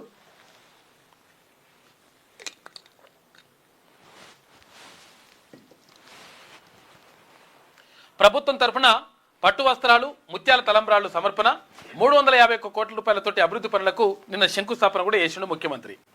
వేడుకలో పాల్గొన్న డిప్యూటీ సీఎం బట్టి విక్రమార్క, పలువురు రాష్ట్ర మంత్రులు, భక్తులతో పోటెత్తిన భద్రగిరి. శుక్రవారం భద్రాచలం రాముల వారికి పట్టు వస్త్రాలు, ముత్యాల తలంబ్రాలు సమర్పిస్తున్న ముఖ్యమంత్రి రేవంత్ రెడ్డి అని చెప్పేసి ఇక్కడ చిత్రం చూసుకోవచ్చు. ఇంధనంపై ఎక్సైజ్ సుంకం తగ్గింపు. ఇక పెట్రోల్పై డీజిల్కు లీటర్కు 10 రూపాయలట, డీజిల్పై పూర్తిగా తొలగింపు, వాణిజ్య గ్యాస్ సరఫరా పెంచిరట. బ్లాక్ మార్కెటింగ్పై కఠిన చర్యలు, దుష్ట శక్తుల విషయంలో అప్రమత్తంగా ఉండండి, టీమిండియాలా కలిసికట్టుగా పనిచేయాలని చెప్పేసి మోడీ ముఖ్యమంత్రులకు సూచించాడు. గ్యాస్ కోసం బారులు, రాత్రంతా రోడ్లపైన ఆటోలు, ట్యాక్సీలు. ఏది గ్యాస్ ఉంటాయి కదా, సిఎన్జి తోటి నడిచేటువంటి వెహికల్స్. కిలోమీటర్ల మేర క్యూలు కట్టిరు. తగినన్ని నిల్వలు ఉన్నాయి. అధికారులు స్పష్టీకరణ, నిల్వలు మస్తుగా ఉన్నాయి, టెన్షన్ పడకండి, అనవసరంగా ఇక్కడ వచ్చి మొత్తం కూడా ఇట్లా ఇబ్బంది పడకండి అని చెప్పి చెప్తా ఉన్నారు అధికారులు. కనుల పండుగగా శోభాయాత్ర. సీతారాంబాగ్ వద్ద యాత్రను ప్రారంభించిన గవర్నర్ శివప్రతాప్ శుక్లా. ఇటు శ్రీరాముని ఆదర్శ జీవితం ప్రతి ఒక్కరికి స్ఫూర్తిదాయకమన్న గవర్నర్. సుల్తాన్ బజార్ హనుమాన్ వ్యాయామశాల వరకు వేడుక జరిగింది. ఎమ్మెల్యే రాజాసింగ్ ఆధ్వర్యంలో దూల్పేట నుంచి మరో భారీ ర్యాలీ నిర్వహించారు. మొత్తం జై శ్రీరామ్ అంటూ ఎక్కడికక్కడ ఎంత కూడా మారిమోగిపోయింది. జిహెచ్ఎంసీ పరిధిలో 3 అసెంబ్లీ స్థానాలు భారీగా పెరుగుదల. జిహెచ్ఎంసీ పరిధిలో అసెంబ్లీ స్థానాలు భారీగా పెరుగుతాయట. 20 స్థానాల వరకు పెరిగే అవకాశం ఉంది. రాష్ట్ర వ్యాప్తంగా 60 స్థానాలు పెరిగే అవకాశం. 2011 జనాభా ఆధారంగా పెరగనున్న అసెంబ్లీ స్థానాలు. ఇక మున్సిపల్ కార్పొరేషన్లో ఉన్న జిల్లాల్లో కనీసం 1-2 సీట్లు పెరిగే అవకాశం ఉందంట. మొత్తం మీద ఇప్పుడు అసెంబ్లీ స్థానాలు ఇంకో 59 పెరుగుతాయని చెప్పేసి అంటున్నారు. 59-60 ఎమ్మెల్యేలు.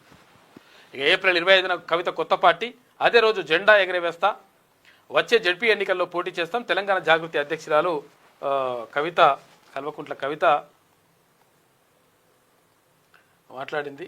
అంటే పార్టీ పెడతారంటే తర్వాత మళ్ళీ వాళ్ళు కూడా మా వాళ్ళే అంటుంది. ఎవరు గులాబీ పార్టీలు కూడా మా వాళ్ళే అని చెప్పేసి అంటుంది. వాళ్ళేమో అట్టెట్లు అవుతుందని చెప్పేసి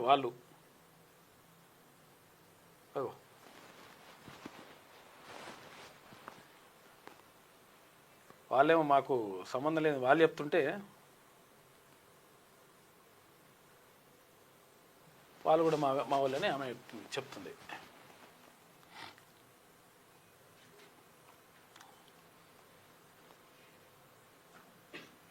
రైట్.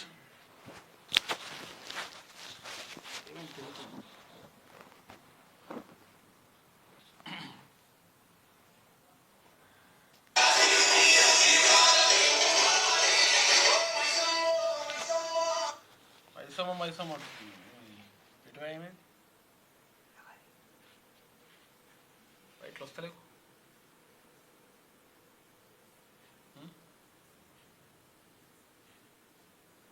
డౌన్లోడ్ కాలేదన్నట. అనేటటువంటిది చరిత్రలో గౌతమ బుద్ధుడు గురించి ఎక్కడ చరిత్ర రాసినా ఒక 16 జనపదాలు ఉన్నాయంటే అలా మన బోధనది ఒక పేరు ఉంటుంది. అటువంటి బోధన్ గడ్డకు నేను కోడలుగా రావడం అన్నది నా జన్మల సుకృతం అని చెప్పి నేను బలంగా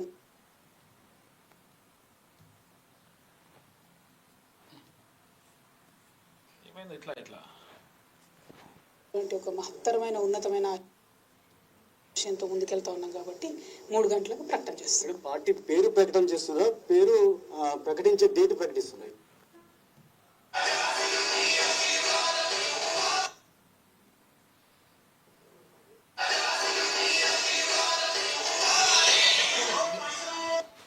డౌన్లోడ్ అవుతుంది.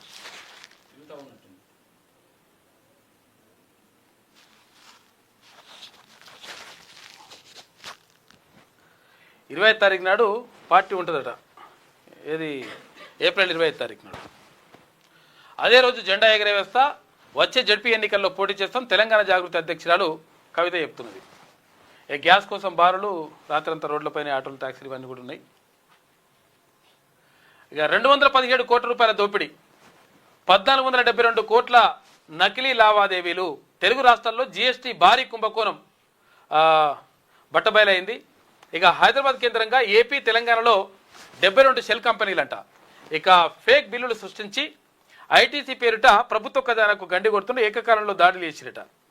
138 కోట్ల రూపాయల లావాదేవీలు గుట్టురట్టయినాయి. ఆపరేషన్ క్రాక్ డౌన్ 1.0లో భాగంగా విస్తృత దర్యాప్తు. కరీంనగర్లో వెలుగు చూసిన భారీ సైబర్ మోసం.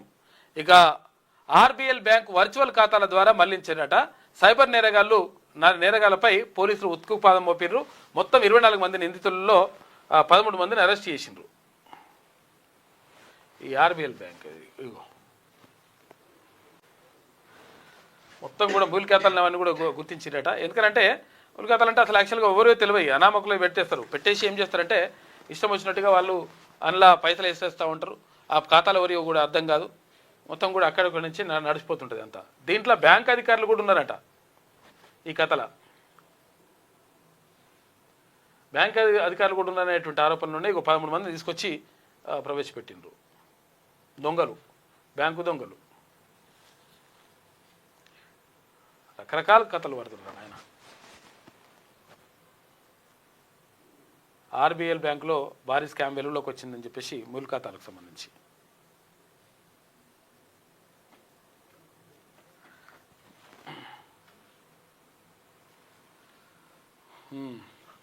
శాసనసభ నామమాత్రమేనా, విరామాలతో కాలక్షేపం. పక్కదారి పడుతున్న అసలు ఉద్దేశం ఉమ్మడి రాష్ట్రంలో ఏడాదికి 60 రోజులు అసెంబ్లీ జరిగేది. ఇప్పుడేమో సగటున కేవలం 15 రోజుల్లోపే నడుస్తున్నది. గతం కంటే మెరుగ్గానే ప్రతిపక్షాలకు ఇచ్చే సమయం వినియోగంపై సభ్యులు అసంతృప్తి వ్యక్తం చేస్తున్నట.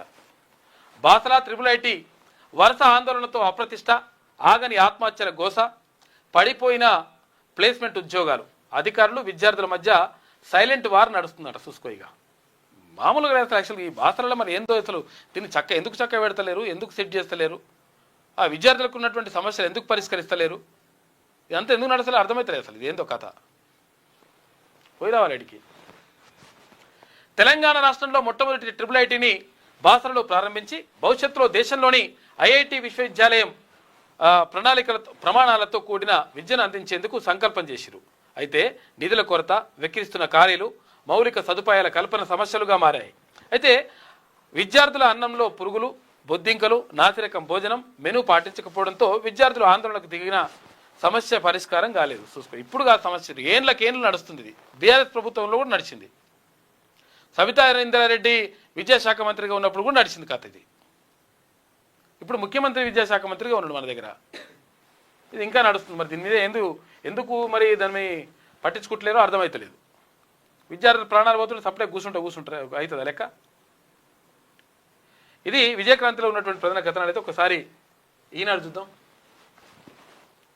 అగో ఈనాడు అంటే గీమ్ వస్తుంది. ఓకే, సీతారాముల కళ్యాణం చూసిన వారిదే భాగ్యం. భద్రాచలంలో సీతారాముల కళ్యాణోత్సవం అంగరంగ వైభవంగా జరిగింది. శ్రీరామ నామ స్మరణల మధ్య మిథిలా మండపంలో జరిగిన ఈ క్రతువును తిలకించిన భక్తులు పరవశులయ్యారు. పట్టు వస్త్రాలు, ముత్యాల తలంబ్రాలను సమర్పించిన ముఖ్యమంత్రి రేవంత్ రెడ్డి దంపతులు 351 కోట్ల రూపాయల రామాలయ బృహత్ ప్రణాళిక పనులకు నిన్న భూమి పూజ కూడా జరిగింది. ఇక్కడ కళ్యాణ ఉత్సవానికి సంబంధించి అక్కడ మంగళసూత్రాన్ని చూపిస్తున్నారు అర్చకులు, వేద పండితులు. ఇక్కడ ముత్యాల తలంబ్రాళ్ళు, తర్వాత పట్టు వస్త్రాలు తీసుకొస్తున్నారు మంత్రులు, తర్వాత ముఖ్యమంత్రి రేవంత్ రెడ్డి. రఘుకుల తిలకుడు అయోధ్య రామ మందిరంలో శ్రీరామనవమి వేడుకలు శుక్రవారం వైభవంగా జరిగినాయి. మధ్యాహ్నం 12 గంటలకు బాలరాముడి నుదుటిపై సూర్యతిలకం ప్రసరించిన అద్భుత ఘట్టం ఆవిష్కృతమైంది. ప్రధాని మోడీ వర్చువల్గా ఈ దాన్ని తిలకించిందట. సూర్యతిలకం వస్తుందట ఇక్కడ బాలరాముడి నుదుటిపైన. మరో 5 S-400 అంట. వాయుసేనకు 60 రవాణా విమానాలు. 2.38 లక్షల కోట్ల ఆయుధాల కొనుగోలుకు రక్షణ శాఖ ఆమోదం చెప్పింది. ఇక్కడ బలోపేతం చేసుకోవాలని. టీమిండియాలా పనిచేద్దాం, ఇంధన భద్రతకు భరోసానిద్దాం. నిత్యావసర వస్తువుల సరఫరాపై రాష్ట్ర, జిల్లా స్థాయిలో కంట్రోల్ సెంటర్లు ఏర్పాటు చర్యలు చేపట్టండి. అక్రమ నిల్వలదారులపై ఉక్కుపాదం మోపండి. సంక్లిష్ట పరిస్థితులను విజయవంతంగా అధిగమిద్దాం. అన్ని రాష్ట్రాల సీఎంలకు ప్రధాని మోడీ పిలుపునిచ్చిండు. ఇక్కడ సజావుగా పెట్రోల్ ఉత్పత్తుల సరఫరా రాష్ట్ర జిల్లా కమిటీల ఏర్పాటు ప్రధాని మోడీకి వివరించిండు ముఖ్యమంత్రి రేవంత్ రెడ్డి. నిన్న వర్చువల్గా సమావేశం అయితే దాంట్లో మాట్లాడిండు. ధరల మంటలకు ఉపశమనం, పెట్రోల్ డీజిల్పై ఎక్సైజ్ సుంకం కుదింపు, ఇక లీటర్కు 10 రూపాయల చొప్పున తగ్గింపు, చమురు కంపెనీలకు తగ్గనున్న భారం, వినియోగదారులపై ప్రభావం పడకుండా కేంద్రం చర్యలు చేపడుతుందంట. రేట్లు పెరగకుండా వదంతులు నమ్మొద్దు, లాక్డౌన్ లేదు స్పష్టం చేసిన కేంద్ర మంత్రులు. లాక్డౌన్ ఉందని చెప్పి ప్రచారం చేస్తున్నారు కొంతమంది. లాక్డౌన్ బిగ్ డౌన్ ఏం ఉండదు. ఇక ధనాదన్కు సిద్ధమా నేటి నుంచి ఐపీఎల్ 19వ సీజన్ తొలి మ్యాచ్లో హైదరాబాద్ బెంగళూరు డి అంటే డి అంటున్నాయి. ఈ డీలో బీలో కానీ 2 నెలలు మొత్తం ఇదో పనుల జాతర. ఇరాన్ అణు కేంద్రాలపై దాడులు, రెండింటిని బాంబులతో లక్ష్యంగా చేసుకున్న ఇజ్రాయెల్, రేడియేషన్ వెలువడకపోవడంతో తప్పిన పెనుముప్పు, ప్రతీకార దాడులకు టెహ్రాన్ సిద్ధమైంది. పశ్చిమాసియాలో ఇజ్రాయెల్, అమెరికా అనుబంధ పరిశ్రమలకు ఖాళీ చేయించాలని ఉద్యోగులు హెచ్చరించారు. శాంతి చర్చలపై తొలగని సందిగ్ధత, హర్బోజులు తెరిచేందుకు ఇచ్చిన గడువును ఏప్రిల్ 6 వరకు పొడిగించిన ట్రంప్. వాళ్ళు తెరుస్తలేరు, తెరవకపోతే ఇంకా వేస్తా ఉన్నాడు మెల్లగా మనోడు. పశ్చిమాసియాకు మరో 10,000 మంది సైనికులను తరలించనున్న అమెరికా అని చెప్పేసి ఒక వార్త కనిపిస్తూ ఉంది. నడుస్తూ ఉంది యుద్ధం. జనజీవనంపై యుద్ధం, అన్ని రంగాలపై పశ్చిమాసియా ప్రభావం కనిపిస్తుంది. హోటళ్లు, పరిశ్రమలు సతమతమవుతున్నాయి. ఆలయాల్లో ప్రసాదాలపై పరిమితులు విధిస్తున్నారు. నిర్మాణ రంగంలోనూ ఒడిదుడుకులు ఎదురవుతున్నాయి. యుద్ధం మన మీద పడుతుంది కథ అంతా.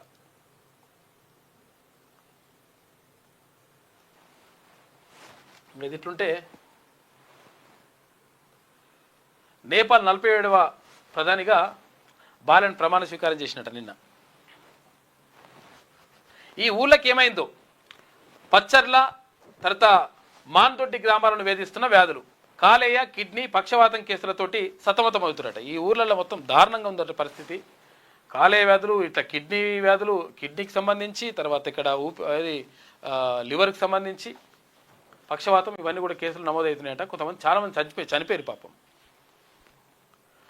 తుంగభద్ర నదికి సమీపంలోని జోగులాంబ గద్వాల జిల్లా రాజోలి మండలం పచ్చర్ల, మాన్దొడ్డి తదితర గ్రామాల్లో రకరకాల వ్యాధులతో పరిస్థితులు దయనీయంగా ఉన్నాయి. ఒక వ్యాధికి మరో వ్యాధికి సంబంధం లేకపోయినా కారణాలేమిటో ఇప్పటికీ అంతుపట్టకుండానే ఉంది. ఇప్పటిదాకా వాటికి మూలాలు తెలుసుకునే గట్టి ప్రయత్నాలు కూడా జరిగింది లేదు. ఎక్కువ మంది ఒకే తరహా జబ్బులతో కనిపిస్తున్నారు. పచ్చర్ల గ్రామంలో హెపటైటిస్ సి, హెచ్సివి కేసులు ఎక్కువగా ఉన్నాయని పరిశీలించేందుకు వెళ్ళినప్పుడు అదొక్కటే కాదయ్యా, పక్షవాతం, కిడ్నీ సమస్యలు కూడా గ్రామాన్ని కబలిస్తున్నాయని గ్రామస్తులు కన్నీటి పర్యంతం అవుతురట. ఇగో ఈయన పచ్చర్ల గ్రామానికి చెందినటువంటి ఎండి అమర్మియా, టైలరింగ్ పని చేసుకునేవాడు. 6 నెలల క్రితం నడుము నొప్పితో బాధపడుతూ కర్నూలు ప్రభుత్వ ఆసుపత్రికి వెళ్ళిండు. అక్కడ పరీక్షించిన వైద్యులు మూత్రపిండాలు ఫెయిల్ అయ్యాయని చెప్పిండ్రు, కిడ్నీలు ఫెయిల్ అయినాయని. ఇప్పుడు వారానికి 2 సార్లు డయాలసిస్ చేయించుకుంటున్నాడు పాపం. చూడుగా ఇగో ఇక్కడ కనిపిస్తుంది చూడు, ఇది ఇక్కడ ఫోటోలో చూపిస్తున్న వ్యక్తి పేరు తిరుమల రెడ్డి, పచ్చర్ల గ్రామ మాజీ సర్పంచ్. ఈ కాలేయ వ్యాధితో 1999లో ఆయన తండ్రి, 2002లో తల్లి, 2018లో సోదరుడు మృత్యువాత పడ్డాడు. చనిపోయారట ముగ్గురు. తండ్రి చచ్చిపోయాడు, తల్లి చచ్చిపోయింది, అన్న చచ్చిపోయాడు. ఆయన సర్పంచ్గా ఉన్నప్పుడు గ్రామంలోని పరిస్థితిని కలెక్టర్ దృష్టికి తీసుకెళ్లగా వైద్య శిబిరం ఏర్పాటు చేశారు. తర్వాత అదే పరిస్థితి, కొత్తగా కిడ్నీ, పక్షవాతం బారిన పడుతున్నారని తిరుమల రెడ్డి వాపోతుండే. మరి ఏందో కథ ఏందో ఇది చూడాలి. అక్కడ ఏపీలో కూడా ఒకటి ఉండే, ఓ గ్రామం ఉండే. ఆ గ్రామాన్ని అప్పుడు పవన్ కళ్యాణ్ పోయొచ్చిండు, పోయి అక్కడంతా చూసొచ్చిండు. అక్కడ కూడా చాలా ఇబ్బంది పడ్డారు కిడ్నీ సంబంధిత వ్యాధులతోటి. మరి ఏందో కథ ఇది, పరిశోధన చేయాలి దాని మీద. తల్లిదండ్రుల్ని పట్టించుకోకుంటే ఉద్యోగి జీతంలో 15% కోత పెడతారట. మంచి పని చేస్తున్నారు. చాలామందిగా ఉద్యోగం వచ్చేదాకా తల్లిదండ్రులు చిన్నప్పటి నుంచి పెంచి పెద్ద చేసి తర్వాత రకరకాలుగా వాళ్ళకు అన్నీ పెట్టి ఉన్నా లేకున్నా సొమ్ములమ్మి రకరకాలుగా వాళ్ళకు ప్రయోజకుని వేసి లాస్ట్కు మంచిగా ప్రభుత్వ ఉద్యోగం వస్తే నిమ్మలంగా కూర్చొని తింటూ తర్వాత తల్లిదండ్రులు చూసుకోవాల్సినటువంటి కొంతమంది, అందరని కాదు, కొంతమంది తల్లిదండ్రులను పట్టించుకోవట్లేరట, తిండి కూడా పెడతలేరట సరిగా. దాంతో ప్రభుత్వం ఒక నిర్ణయం తీసుకుంది. ముఖ్యమంత్రి రేవంత్ రెడ్డి ఒక మంచి నిర్ణయం తీసుకున్నాడు ఈ విషయంలో. ఏమైంది, ఎవరైనా తల్లిదండ్రులను చూసుకోకపోతే వాళ్ళ జీతంలోకి వెళ్ళి 15% కట్ చేసి తల్లిదండ్రుల ఖాతాలు వేస్తారు పెట్టిందట. అట్లా కూడా కాకపోతే మినిమం ఓ 10,000 రూపాయలు వాళ్ళకి వేయాలని చెప్పేసి నిర్ణయించిందట. దీంతో నడుస్తూ ఉంది కథ. నేరుగా వారి బ్యాంకు ఖాతాల్లో జమ చేస్తారు. ఇవాళ అసెంబ్లీలో తెలంగాణ ఉద్యోగుల జవాబుదారీతనం పర్యవేక్షణ బిల్లు 2026 తీసుకొస్తారట. మంచి పని చేస్తారు ఒక రకంగా చెప్పాలంటే. ఇప్పటి నుంచి ఎవరన్నా తల్లిదండ్రులు పెద్దవాళ్ళు ఎవరన్నా మీ కొడుకు కానీ లేకపోతే కూతురు కానీ మీరు మీ వాళ్ళు ఎవరన్నా ప్రభుత్వ ఉద్యోగులు అయి ఉంటే మిమ్మల్ని మీ పిల్లలు పట్టించుకోకుంటే ఫిర్యాదు చేయండి. ఫిర్యాదు చేసి 15% జీతం మీ ఖాతాలో పడుతుంది. లేకపోతే కనీసం 10,000 రూపాయలు మీ ఖాతాలో పడేటట్టుగా ప్రభుత్వం నిర్ణయించింది. కాబట్టి దానికి ఓకే అయిపోతుంది. అలా ఇది ఈనాడులో ఉన్నటువంటి ప్రధాన కథనాలు. అయితే ఒకసారి ఆంధ్రజ్యోతి చూద్దాం. అరే అవును, కానీ ఇంకా 3 రోజులే ఉంది. ఏది మావోయిస్టులకు సంబంధించి ఏది డెడ్ లైన్ ఇంకా 3 రోజులు మిగిలి ఉంది. 2026 మార్చి 31 తారీఖు డెడ్ లైన్ పెట్టిండు కేంద్ర హోంశాఖ మంత్రి అమిత్ షా. ఏమని, మార్చి 31 లోపు ఒకవేళ మీరు లొంగిపోకపోతే 100% ఎట్టి పరిస్థితుల్లో దీన్ని ఉపేక్షించేది లేదు, కనిపించిన వాళ్ళని కాల్చి చంపడం ఇటు రకరకాలుగా జరుగుతుందని చెప్పిండు. అయితే ఇంకా గణపతి పైన ఆయన పైన కూడా ఇంకా ఏది కేసులు ఉన్నాయి, చాలా రకాల కేసులు ఉన్నాయి, తర్వాత రివార్డులు కూడా ఉన్నాయి. మరి ఇప్పటి వరకు గణపతి ఆచూకీ దొరకలేదు. తను ఇంకా కొంతమంది మావోయిస్టులు ఇంకా అజ్ఞాతంలో ఉన్నట్టుగా తెలుస్తూ ఉంది. దీనికి సంబంధించి కేంద్ర ప్రభుత్వం చాలా సీరియస్గా ఉంది. ఇవాళ ఎంత 28వ తారీఖు. 28వ తారీఖు అంటే ఇంకా 3 రోజులు ఉంది, మిగిలి ఉంది. ఈ 3 రోజులలో మరి ఏంది పరిస్థితి అని చెప్పేసి ఒక చర్చ జరుగుతూ ఉంది. ఏది ఏమైనప్పటికీ చాలామంది మావోయిస్టులు లొంగిపోయినరు. లొంగిపోని వాళ్ళు కొంతమందిని కాల్చి చంపినరు, అంటే ఎన్కౌంటర్ పేర్లతోటి రకరకాలుగా ఇట్లా జరుగుతూ ఉంది. మావోయిస్టు రహిత దేశంగా చేస్తామని చెప్పేసి కేంద్ర మంత్రి ప్రకటించినటువంటి నేపథ్యంలో మొత్తం మీద ఇట్లా నడుస్తూ ఉంది. ఇక్కడ గణపతికి సంబంధించి చర్చ జరుగుతుంది. గణపతిని ఇప్పటికే తీసుకొచ్చేసి పోలీసు వాళ్ళే దగ్గర పెట్టుకున్నారన్నట్టు ఒక చర్చ జరిగితే, లేదు ఇంకా గణపతి దొరకలేదు, గణపతిని పట్టుకోవాలని చెప్పేసి ఒకటి, లేదు ఆయన అనారోగ్యంతో ఉన్నాడు కాబట్టి ఆయన్నే లొంగిపోతాడు అనేటువంటి మరొకటి, ఇట్లా రకరకాలుగా చర్చ జరుగుతూ ఉంది గణపతికి సంబంధించి. ఇంకొక పెద్ద లీడర్ కూడా ఉన్నారంట, కొంతమంది పెద్ద లీడర్లు ఉన్నారంట. వాళ్ళని కూడా ఎట్లా చేద్దాం, ఏం కథ, ఈ 3 రోజులలో లొంగిపోతారా, లేకపోతే లొంగిపోకపోతే మరి ఏమైనా ఎన్కౌంటర్ చేస్తారా అనేటువంటిది కూడా చర్చ జరుగుతూ ఉంది. 60 మంది మావోయిస్టులు 15,000 బలగాలు చివరి అంకానికి చేరుకున్న ఆపరేషన్ కగార్. మావోయిస్టు నేత మిసిర్ బెస్రా కోసం వేట కొనసాగుతుందంట. అడవుల్లోకి ఇక సిఆర్పిఎఫ్ తర్వాత ఐటీబీపీ బిఎస్ఎఫ్ దళాలు మొత్తం కూడా అడవుల్లోకి వెళ్ళిపోయినాయి. మొత్తం ఎక్కడికక్కడ వేట కొనసాగుతుంది. ఇక రంగంలోకి 3 రాష్ట్రాల పోలీసులు వెళ్ళిర్రు. సరంద అడవులను జల్లెడబడుతున్న బలగాలు. ఏ క్షణంలోనైనా గణపతి లొంగుబాటు ఏ క్షణంలోనైనా అంటున్నట్టే ఒక రకంగా పోలీసుల దగ్గర ఉన్నట్టే లెక్క. గణపతిని జగిత్యాల జిల్లా అయినది, సారంగపూర్ దగ్గర ఉంటుంది వీళ్ళ ఊరు. ఇది ఇట్లా ఉంటే ఇక్కడ చికెన్కి సంబంధించిన చికెన్ సెంటర్లు నడుపుతున్నటువంటి ఎవరైతే నిర్వాహకులు ఉంటారో వాళ్ళకు నిజంగా మార్జిన్ తక్కువ చేస్తారట. ఇప్పుడు వెన్కాబు, పిన్కాబు, తుగున, పిగున అని చెప్పేసి ఇవన్నీ ఉన్నాయి కదా, ఇవన్నీ ఉన్నాయి, మంచిగానే ఉన్నది, లాభపడేటోడు అసలు యాక్చువల్గా రైతుకు నష్టమే జరుగుతున్నది. ఇక్కడ ఈ చికెన్ సెంటర్ నిర్వహిస్తున్నటువంటి చికెన్ సెంటర్ నిర్వాహకులు ఉంటారు కదా, వాళ్ళ కరెంటు బిల్లు కట్టుకోవాలి. వాళ్ళు కరెంటు బిల్లు కట్టుకోవాలి. తర్వాత ఇక్కడ ఉద్యోగులను పెట్టుకోవాలి, ఎందుకంటే కోయాలి, తర్వాత ఇవన్నీ కూడా తీయాలి, ఇవన్నీ ఉంటే కూడా ఉద్యోగులు పెట్టుకోవాలి. ఇక ఇదే కాకుండా తర్వాత రూమ్ రెంట్, ఏది ఇప్పుడు షెల్టర్ ఉంటుంది కదా, దానికి రెంట్ కట్టుకోవాలి. రకరకాలుగా చాలా ఇబ్బంది పడుతున్నాం. మా మార్జిన్ని తక్కువ చేసినారు కాబట్టి మేము ఇప్పుడు ఏది ఈ చికెన్ సెంటర్ అన్ని కూడా మూసేస్తామని చెప్పేసి చికెన్ సెంటర్ల నిర్వాహకులు మొత్తం కూడా సంఘంగా ఏర్పడ్డారు. ఆ సంఘంగా ఏర్పడి రాష్ట్రం మొత్తం కూడా ఏప్రిల్ 1 తారీఖు నాడు, అంతేనా, ఏప్రిల్ 1 తారీఖు నాడు మొత్తం చికెన్ సెంటర్ బంద్ పెడతామని చెప్పేసి వాళ్ళు అంటున్నారు. ఎందుకు బంద్ పెడతారు, ఏం కథ, అసలు గతంలో మార్జిన్ ఎంత ఉండే, ఇప్పుడు మార్జిన్ ఎంత ఇస్తున్నారు, వాళ్ళ బాధలు ఏందో తెలుసుకునే ప్రయత్నం చేద్దాం. ఎవరు మాట్లాడుతున్నారు?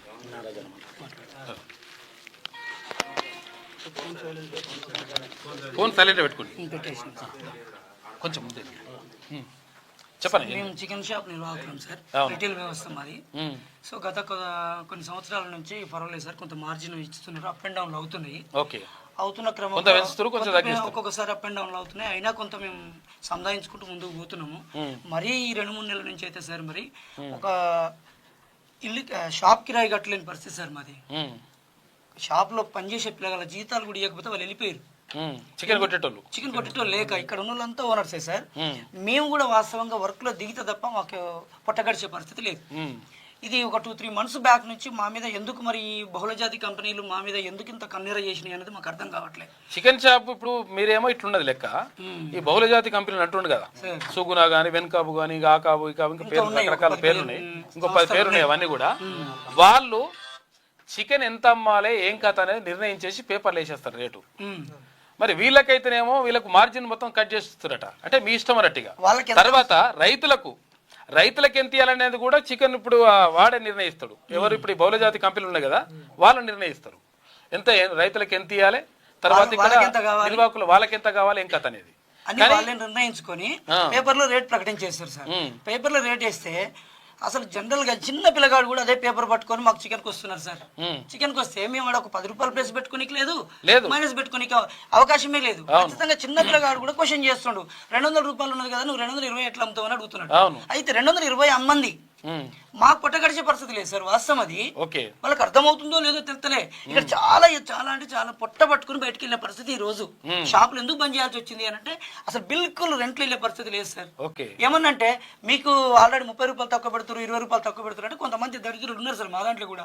లేనట్లే ఏదో 4 షాపులు పెట్టుకోగానే వాళ్ళే పెద్ద కంపెనీగా ఫీల్ అయ్యి వాళ్ళు ఏం చేస్తున్నారు, వాళ్ళ పేర్లు పెట్టేసుకొని మేము కంపెనీలుగా బయటకు వెళ్ళి 20 రూపాయలు మైనస్ పేపర్ రేట్ కంటే అసలు 20 రూపాయలు దొరుకుతలేదు నాయన అంటే వాడు 20 రూపాయలు అని పెడతాడు.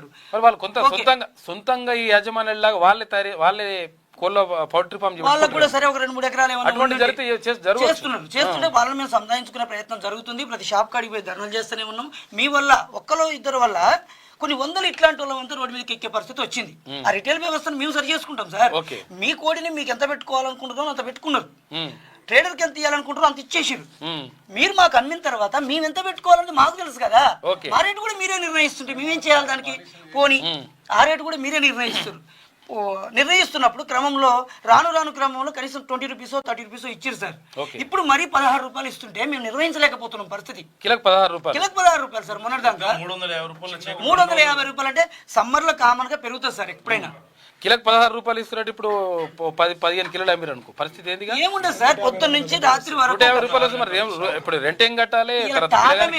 టాబే పట్టుకుని పోతే సార్ మీరు చూస్తుండగా మాకు అవగాహన ఉన్న పరిస్థితుల్లో 600 నుంచి ఈ రోజు టాబే మేసరికి 1200 రూపాయలు. విత్ వానికి బండి ఎక్కి వెళ్తానికి మేమే ఛార్జ్ ఇవ్వాలి, అన్నం పెట్టేది మేమే, అయినా 1200 రూపాయలు ఛార్జ్ ఇచ్చి పంపిస్తున్నాం. ఒక జాలి అమ్మితే సార్ మాకు మినిమం అప్పుడు కనీసం 1200 నుంచి 1500 వస్తే 2 జాలీలు అమ్మేటోళ్ళం సార్ మేమంతా. ఇక్కడ జాలి అంటే 40 కిలోలు 30-40 కిలోలు అమ్మడానికి పొద్దుగాల మార్నింగ్ 6 గంటలకు పెళ్ళం పిల్లని ఇంట్లో వదిలిపెట్టి చేస్తే రాత్రి 11 గంటల దాకా షాప్ అంతా కడుక్కొని బయట ఇంటికి పోయే పరిస్థితి లేదు. అంతవరకు మేము వర్క్ చేస్తున్నాం.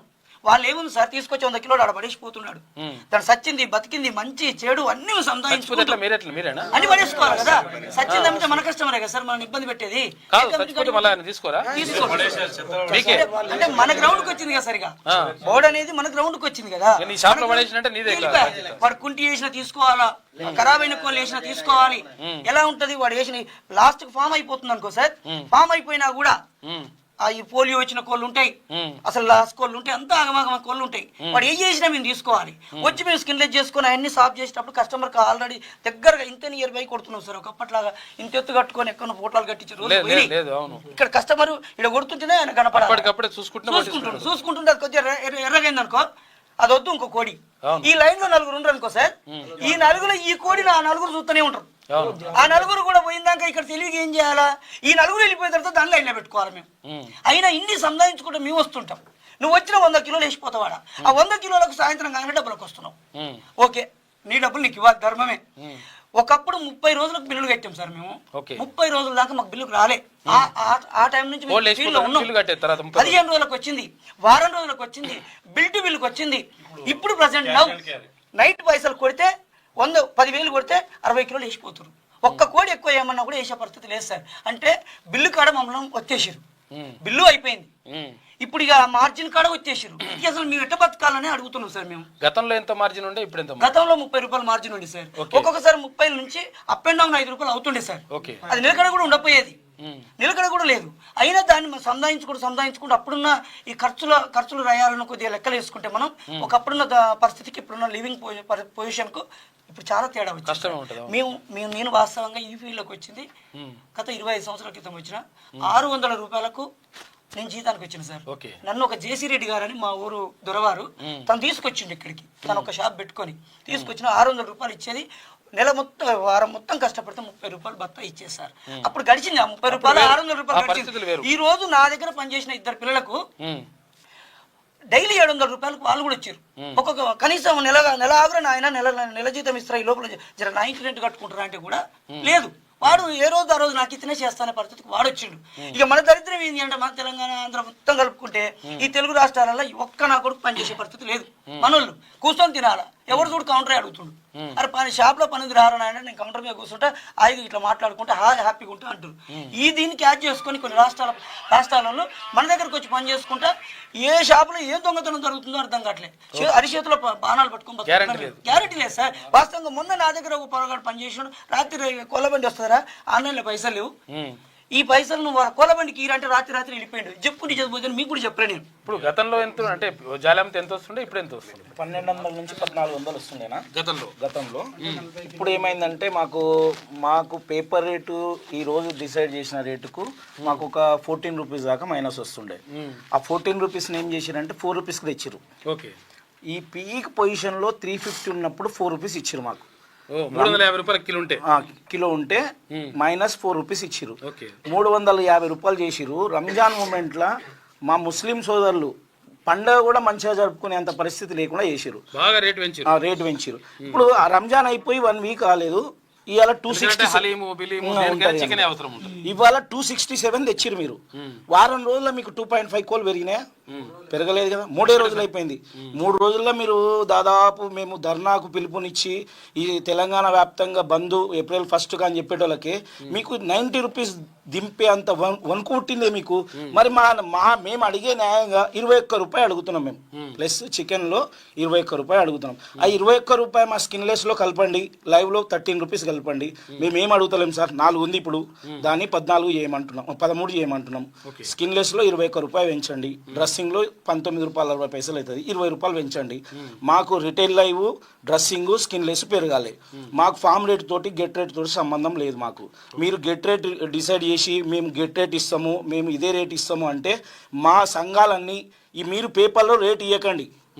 మీరు కోట్ల రూపాయలు ఏం లేదు, మీ ఫార్మాట్ ప్రకారమే మా మార్జిన్ మేము 21 రూపాయలు కలుపుకొని మేమే ఇచ్చుకుంటాం. పేపర్లకు మేమే ఇచ్చుకొని మా సంఘాల నుంచి పైసలు వసూలు చేసుకొని మేమే కట్టుకుంటాం. మీ వెన్కాప్కు, మీ కార్పొరేట్ వ్యవస్థకు ఒక దండం పెట్టి చెప్తున్నాం. పేపర్ రేట్ ఇస్తే 21 రూపీస్ కలిపి ఇవ్వండి. లేదంటే మీ పేపర్లో ఏదైతే యాడ్ ఇస్తారో అది విరమించుకోండి, గెట్ రేట్ వేసుకోండి. ఓన్లీ మీరు ఒక గెట్ రేట్ అంటే ఫార్మర్ నుంచి వచ్చే రేటు మాత్రమే వేసుకోండి. రిటైల్ లైవ్ తోటి మీకు సంబంధం లేదు.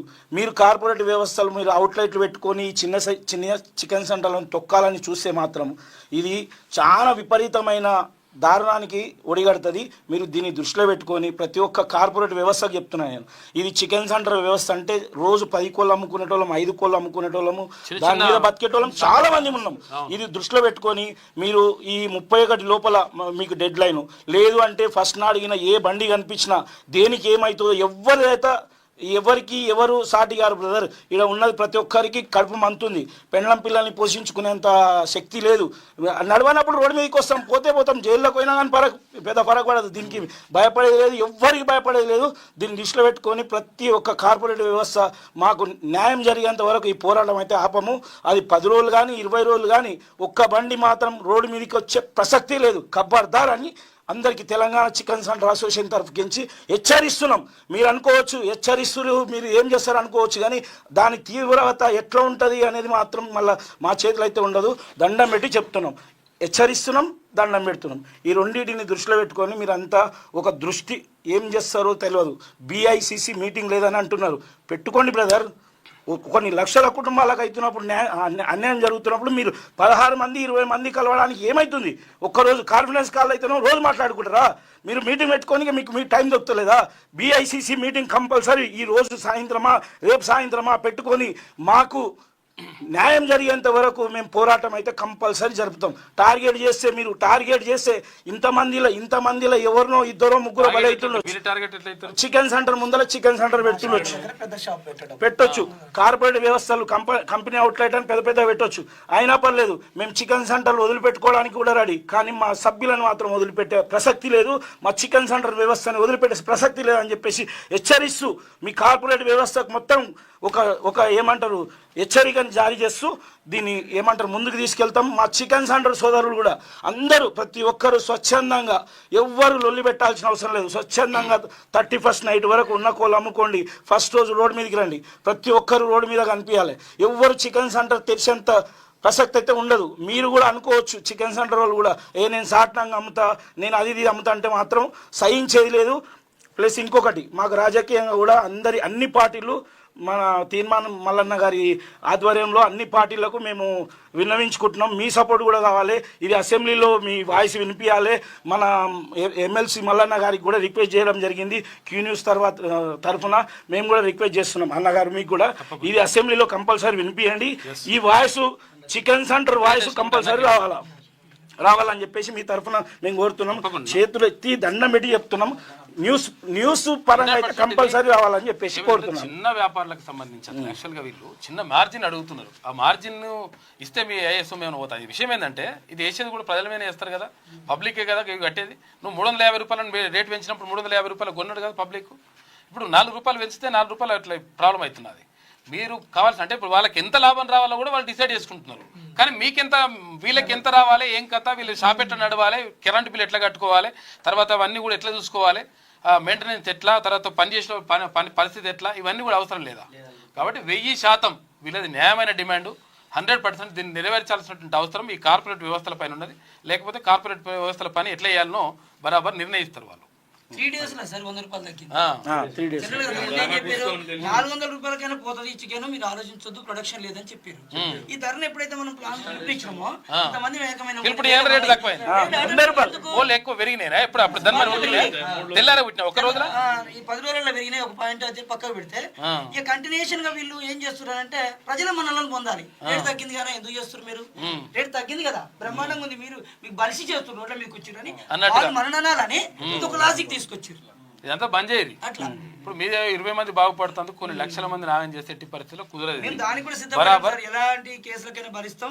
ఒకవేళ దెబ్బలు కొట్టి పోలీసులతో, వీళ్ళు ఒక కార్పొరేట్ వ్యవస్థ కాబట్టి పోలీసులతో దెబ్బలు కొట్టించినా మేము పడతానికి సిద్ధంగా ఉన్నాం.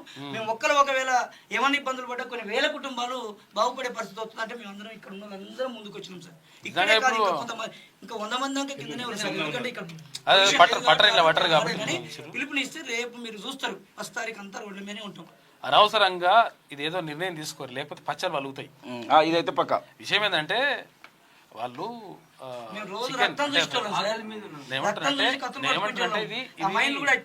ఇది బతుకు పోరాటం. ఇది బతుకు పోరాటం. మీ లెక్క 1000 కోట్లు సంపాదించుకొని ఏదో వేసేసి అక్కడ రైతులను మోసం వేస్తున్నారు.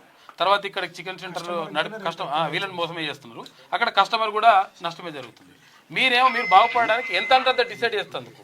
ఇప్పుడు వడ్ల రేట్నేమో రైతులు డిసైడ్ చేయొద్దు. వడ్ల రేట్ని ఎంత కమ్మాలి, ఏం కథ అనేది రైతు డిసైడ్ చేయొద్దు.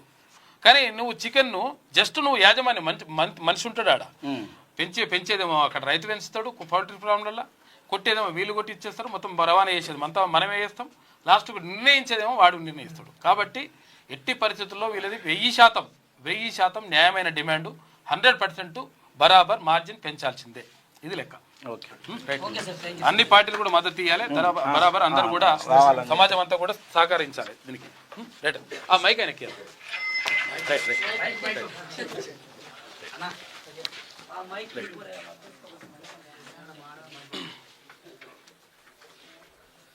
ఇది చికెన్ సెంటర్ నిర్వాహకుల యొక్క బాధలలో పాపం మళ్ళీ నిజంగా.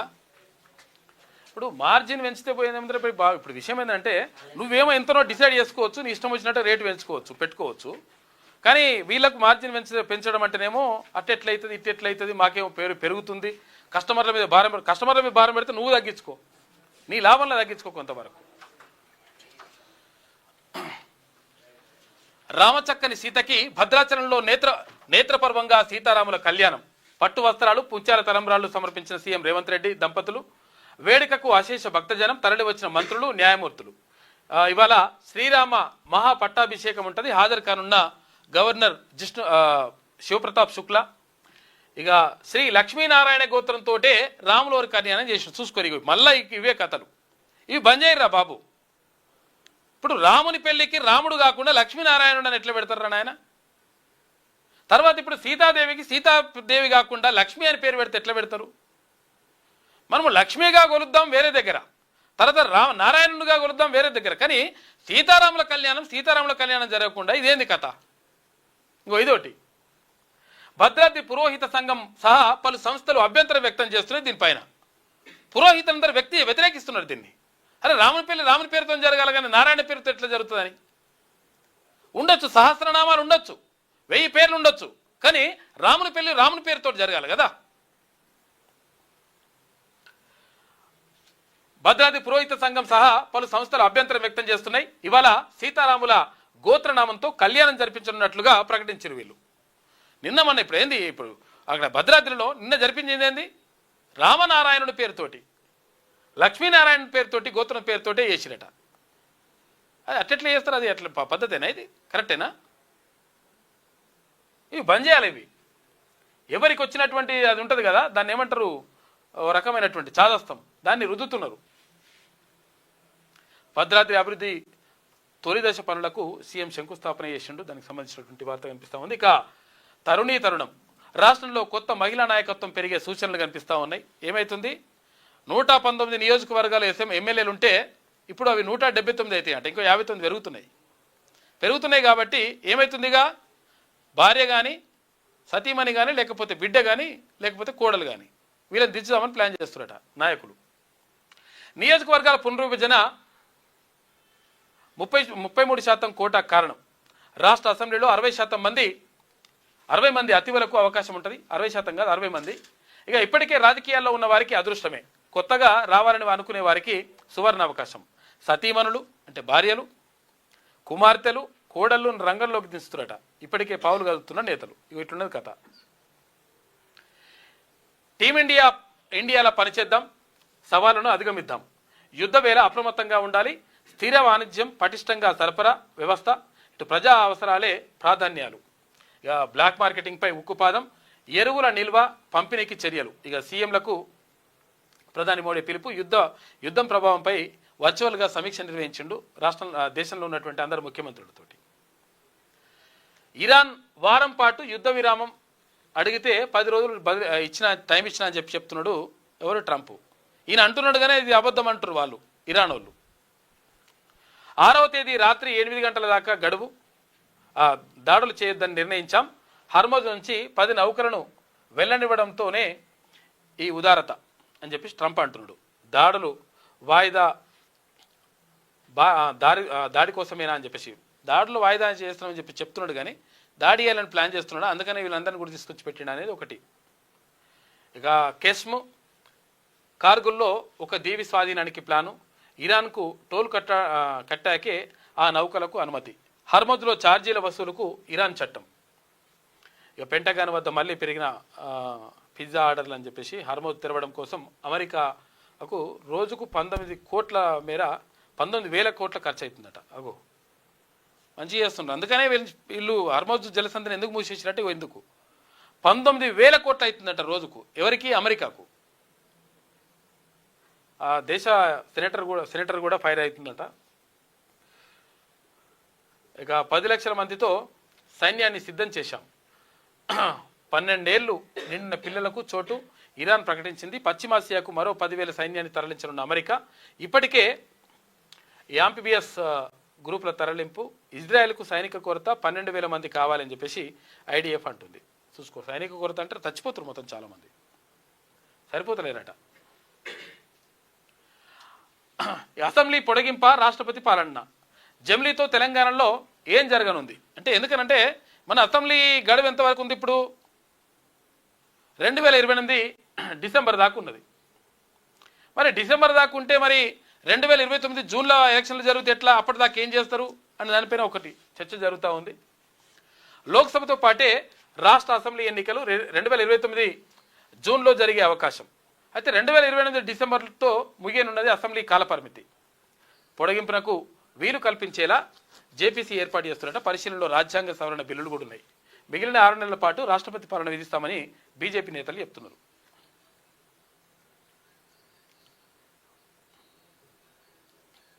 ఇక రక్షణ కొనుగోళ్లకు 2.38 లక్షల కోట్లు, 1,00,000 కోట్లతో వాయుసేనకు 60 కొత్త రవాణా విమానాలంట. ఇవన్నీ పాత విమానాల స్థానంలోనే తీసుకొస్తారు కొత్తవి. 50,000 కోట్ల రూపాయలతోటి 5S-400 స్క్వాడ్రన్లు, 45,000 కోట్ల రూపాయలతోటి రిమోట్ నియంత్రిత ఫైటర్ జెట్లు తర్వాత డ్రోన్లు కూడా అంట. సైన్యానికి 300 ధనుష్ శతఘ్నులు, డిఏసీ ఆమోదం, మరింత పెరుగుతున్న రక్షణ సన్నద్ధత అని చెప్పేసి రక్షణ శాఖ మంత్రి రాజ్నాథ్ సింగ్ అంటున్నాడు. మొత్తం మీద పెంచుతున్నారు, బలోపేతం చేస్తున్నారు. ఏదైనా యుద్ధం వస్తే బరాబర్ రెడీగా ఉంటాడు. కరీంనగర్ ఆర్బీఎల్ బ్యాంకులో కుంభకోణం జరిగిందట. మ్యూల్ ఖాతాలతో 138 కోట్ల రూపాయలు స్వాహా. బ్యాంక్ మేనేజర్ సహా 13 మందిని అరెస్ట్ చేశారు. ఇన్స్టాగ్రామ్ ద్వారా చైనా ముఠాకు ఖాతాల వివరాలు పంపిస్తారట ఈ లంగ కొడుకులు. అకౌంట్ ఇస్తే 30,000 రూపాయలట, లావాదేవీకి 4% కమిషన్ ఇస్తామని చెప్తున్నారట. చెప్తే ఏమవుతుంది, అమాయకులు ఏమవుతుంది, అకౌంట్ ఇస్తారు 30,000 రూపాయలు ఇస్తారు, అకౌంట్ తీస్తే 30,000 రూపాయలు ఇస్తారు వాళ్ళకు. దాన్ని తీస్తారు. తీసిన తర్వాత దీన్ని మొత్తం కూడా సైబర్ క్రైమ్కి, దోపిడీకి రకరకాలుగా వాడుకుంటారు. కాబట్టి ఇది ఇటువంటి చేయొద్దు అని చెప్తా ఉన్నారు. ఇక లంగ కొడుకులు ఇట్లున్నారు కొంతమంది. బ్యాంకు ఉద్యోగులు కూడా ఇట్లుంటే వేయడం ఆయన. మూసీ తీరాన ఓంకారేశ్వరుడు, అందరు కాదు కొంతమంది ఉన్నారు ఇట్లా లంగలు. మంచిర్యాల వద్ద 8 ఎకరాల్లో భారీ ఆలయ నిర్మాణం, వ్యయం 636 కోట్ల రూపాయలు అవుతాయట. 100 ఫీట్ల శివుడి విగ్రహం, 2,000 వాహనాల సామర్థ్యం గల పార్కింగ్ ఉంటుందంట. ఇవాళ శంకుస్థాపన చేయనున్న ముఖ్యమంత్రి రేవంత్ రెడ్డి అని చెప్పేసి ఒక వార్త కనిపిస్తూ ఉంది. ఓంకారేశ్వర ఆలయం నమూనా ఇట్లుంటుందంట. మంచిర్యాల దగ్గర కడతారట ఒకటి.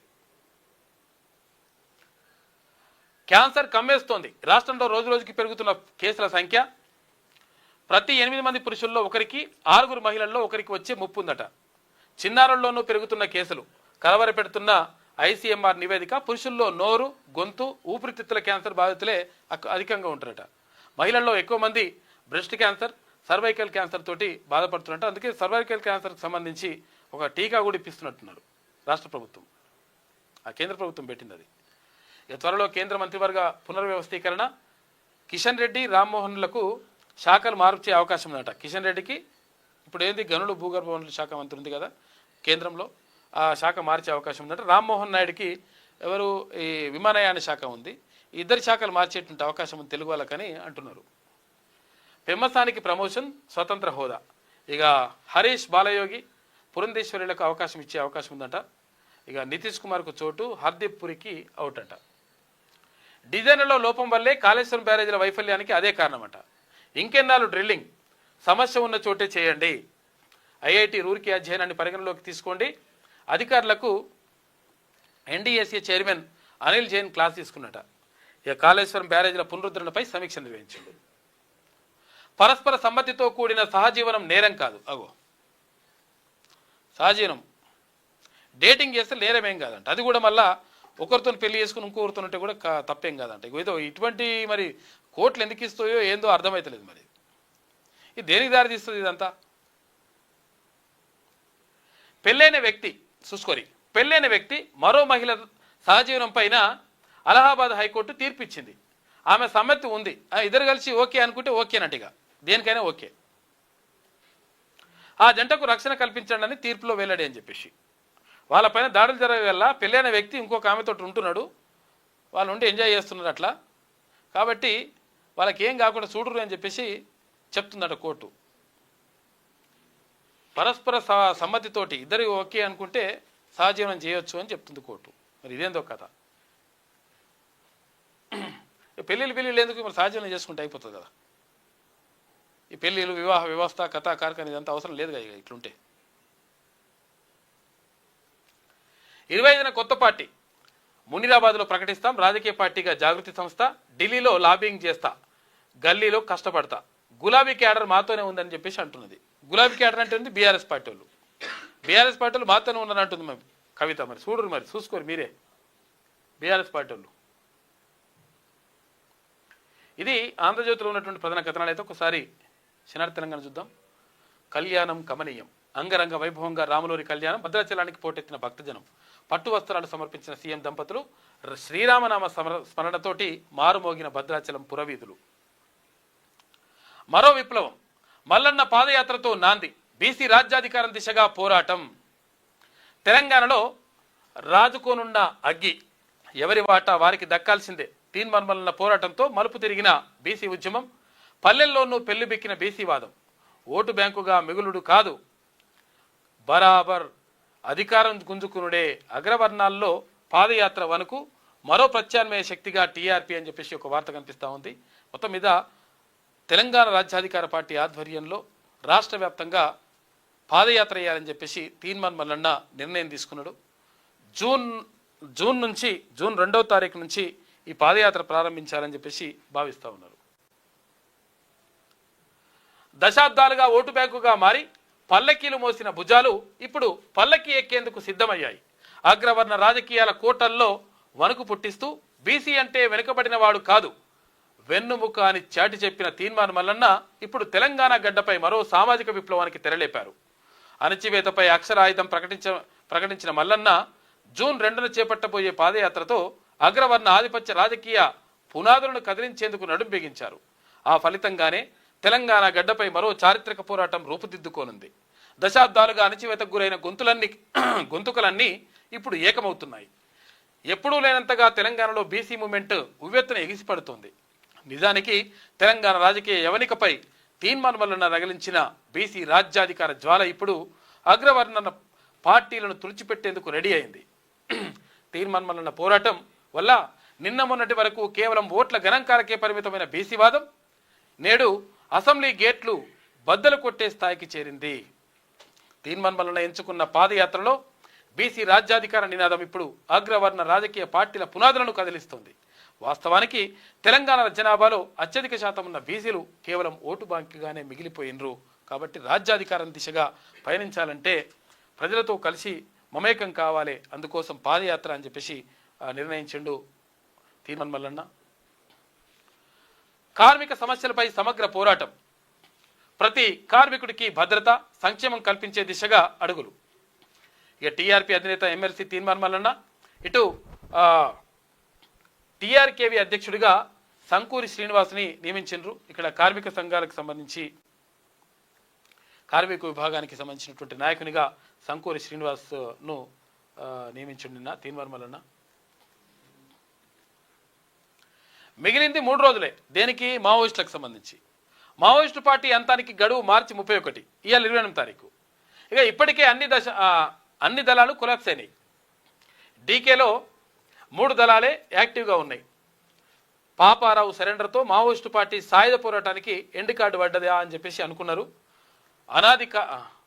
అనతి కాలంలోనే ఏఓబి తర్వాత హెచ్జెడ్సి కీలక అగ్రనేతలు encounters surrenders అయినరు.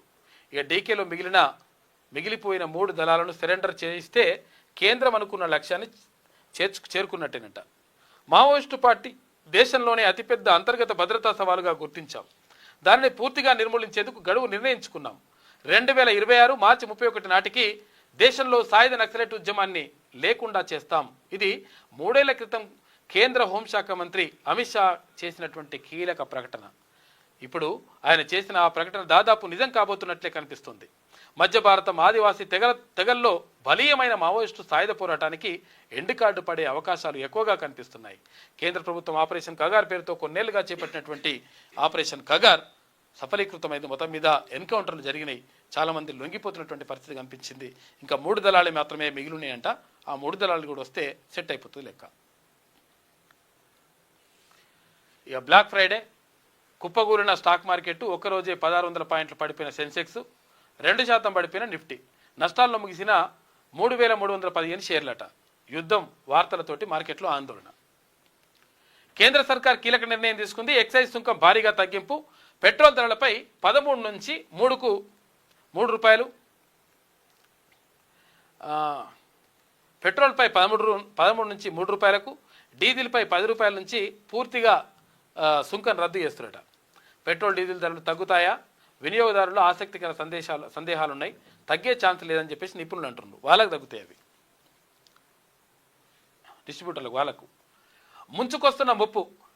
Iran versus US త్వరలోనే ఇరు దేశాల మధ్య భీకర పోరుండే అవకాశం ఉంది.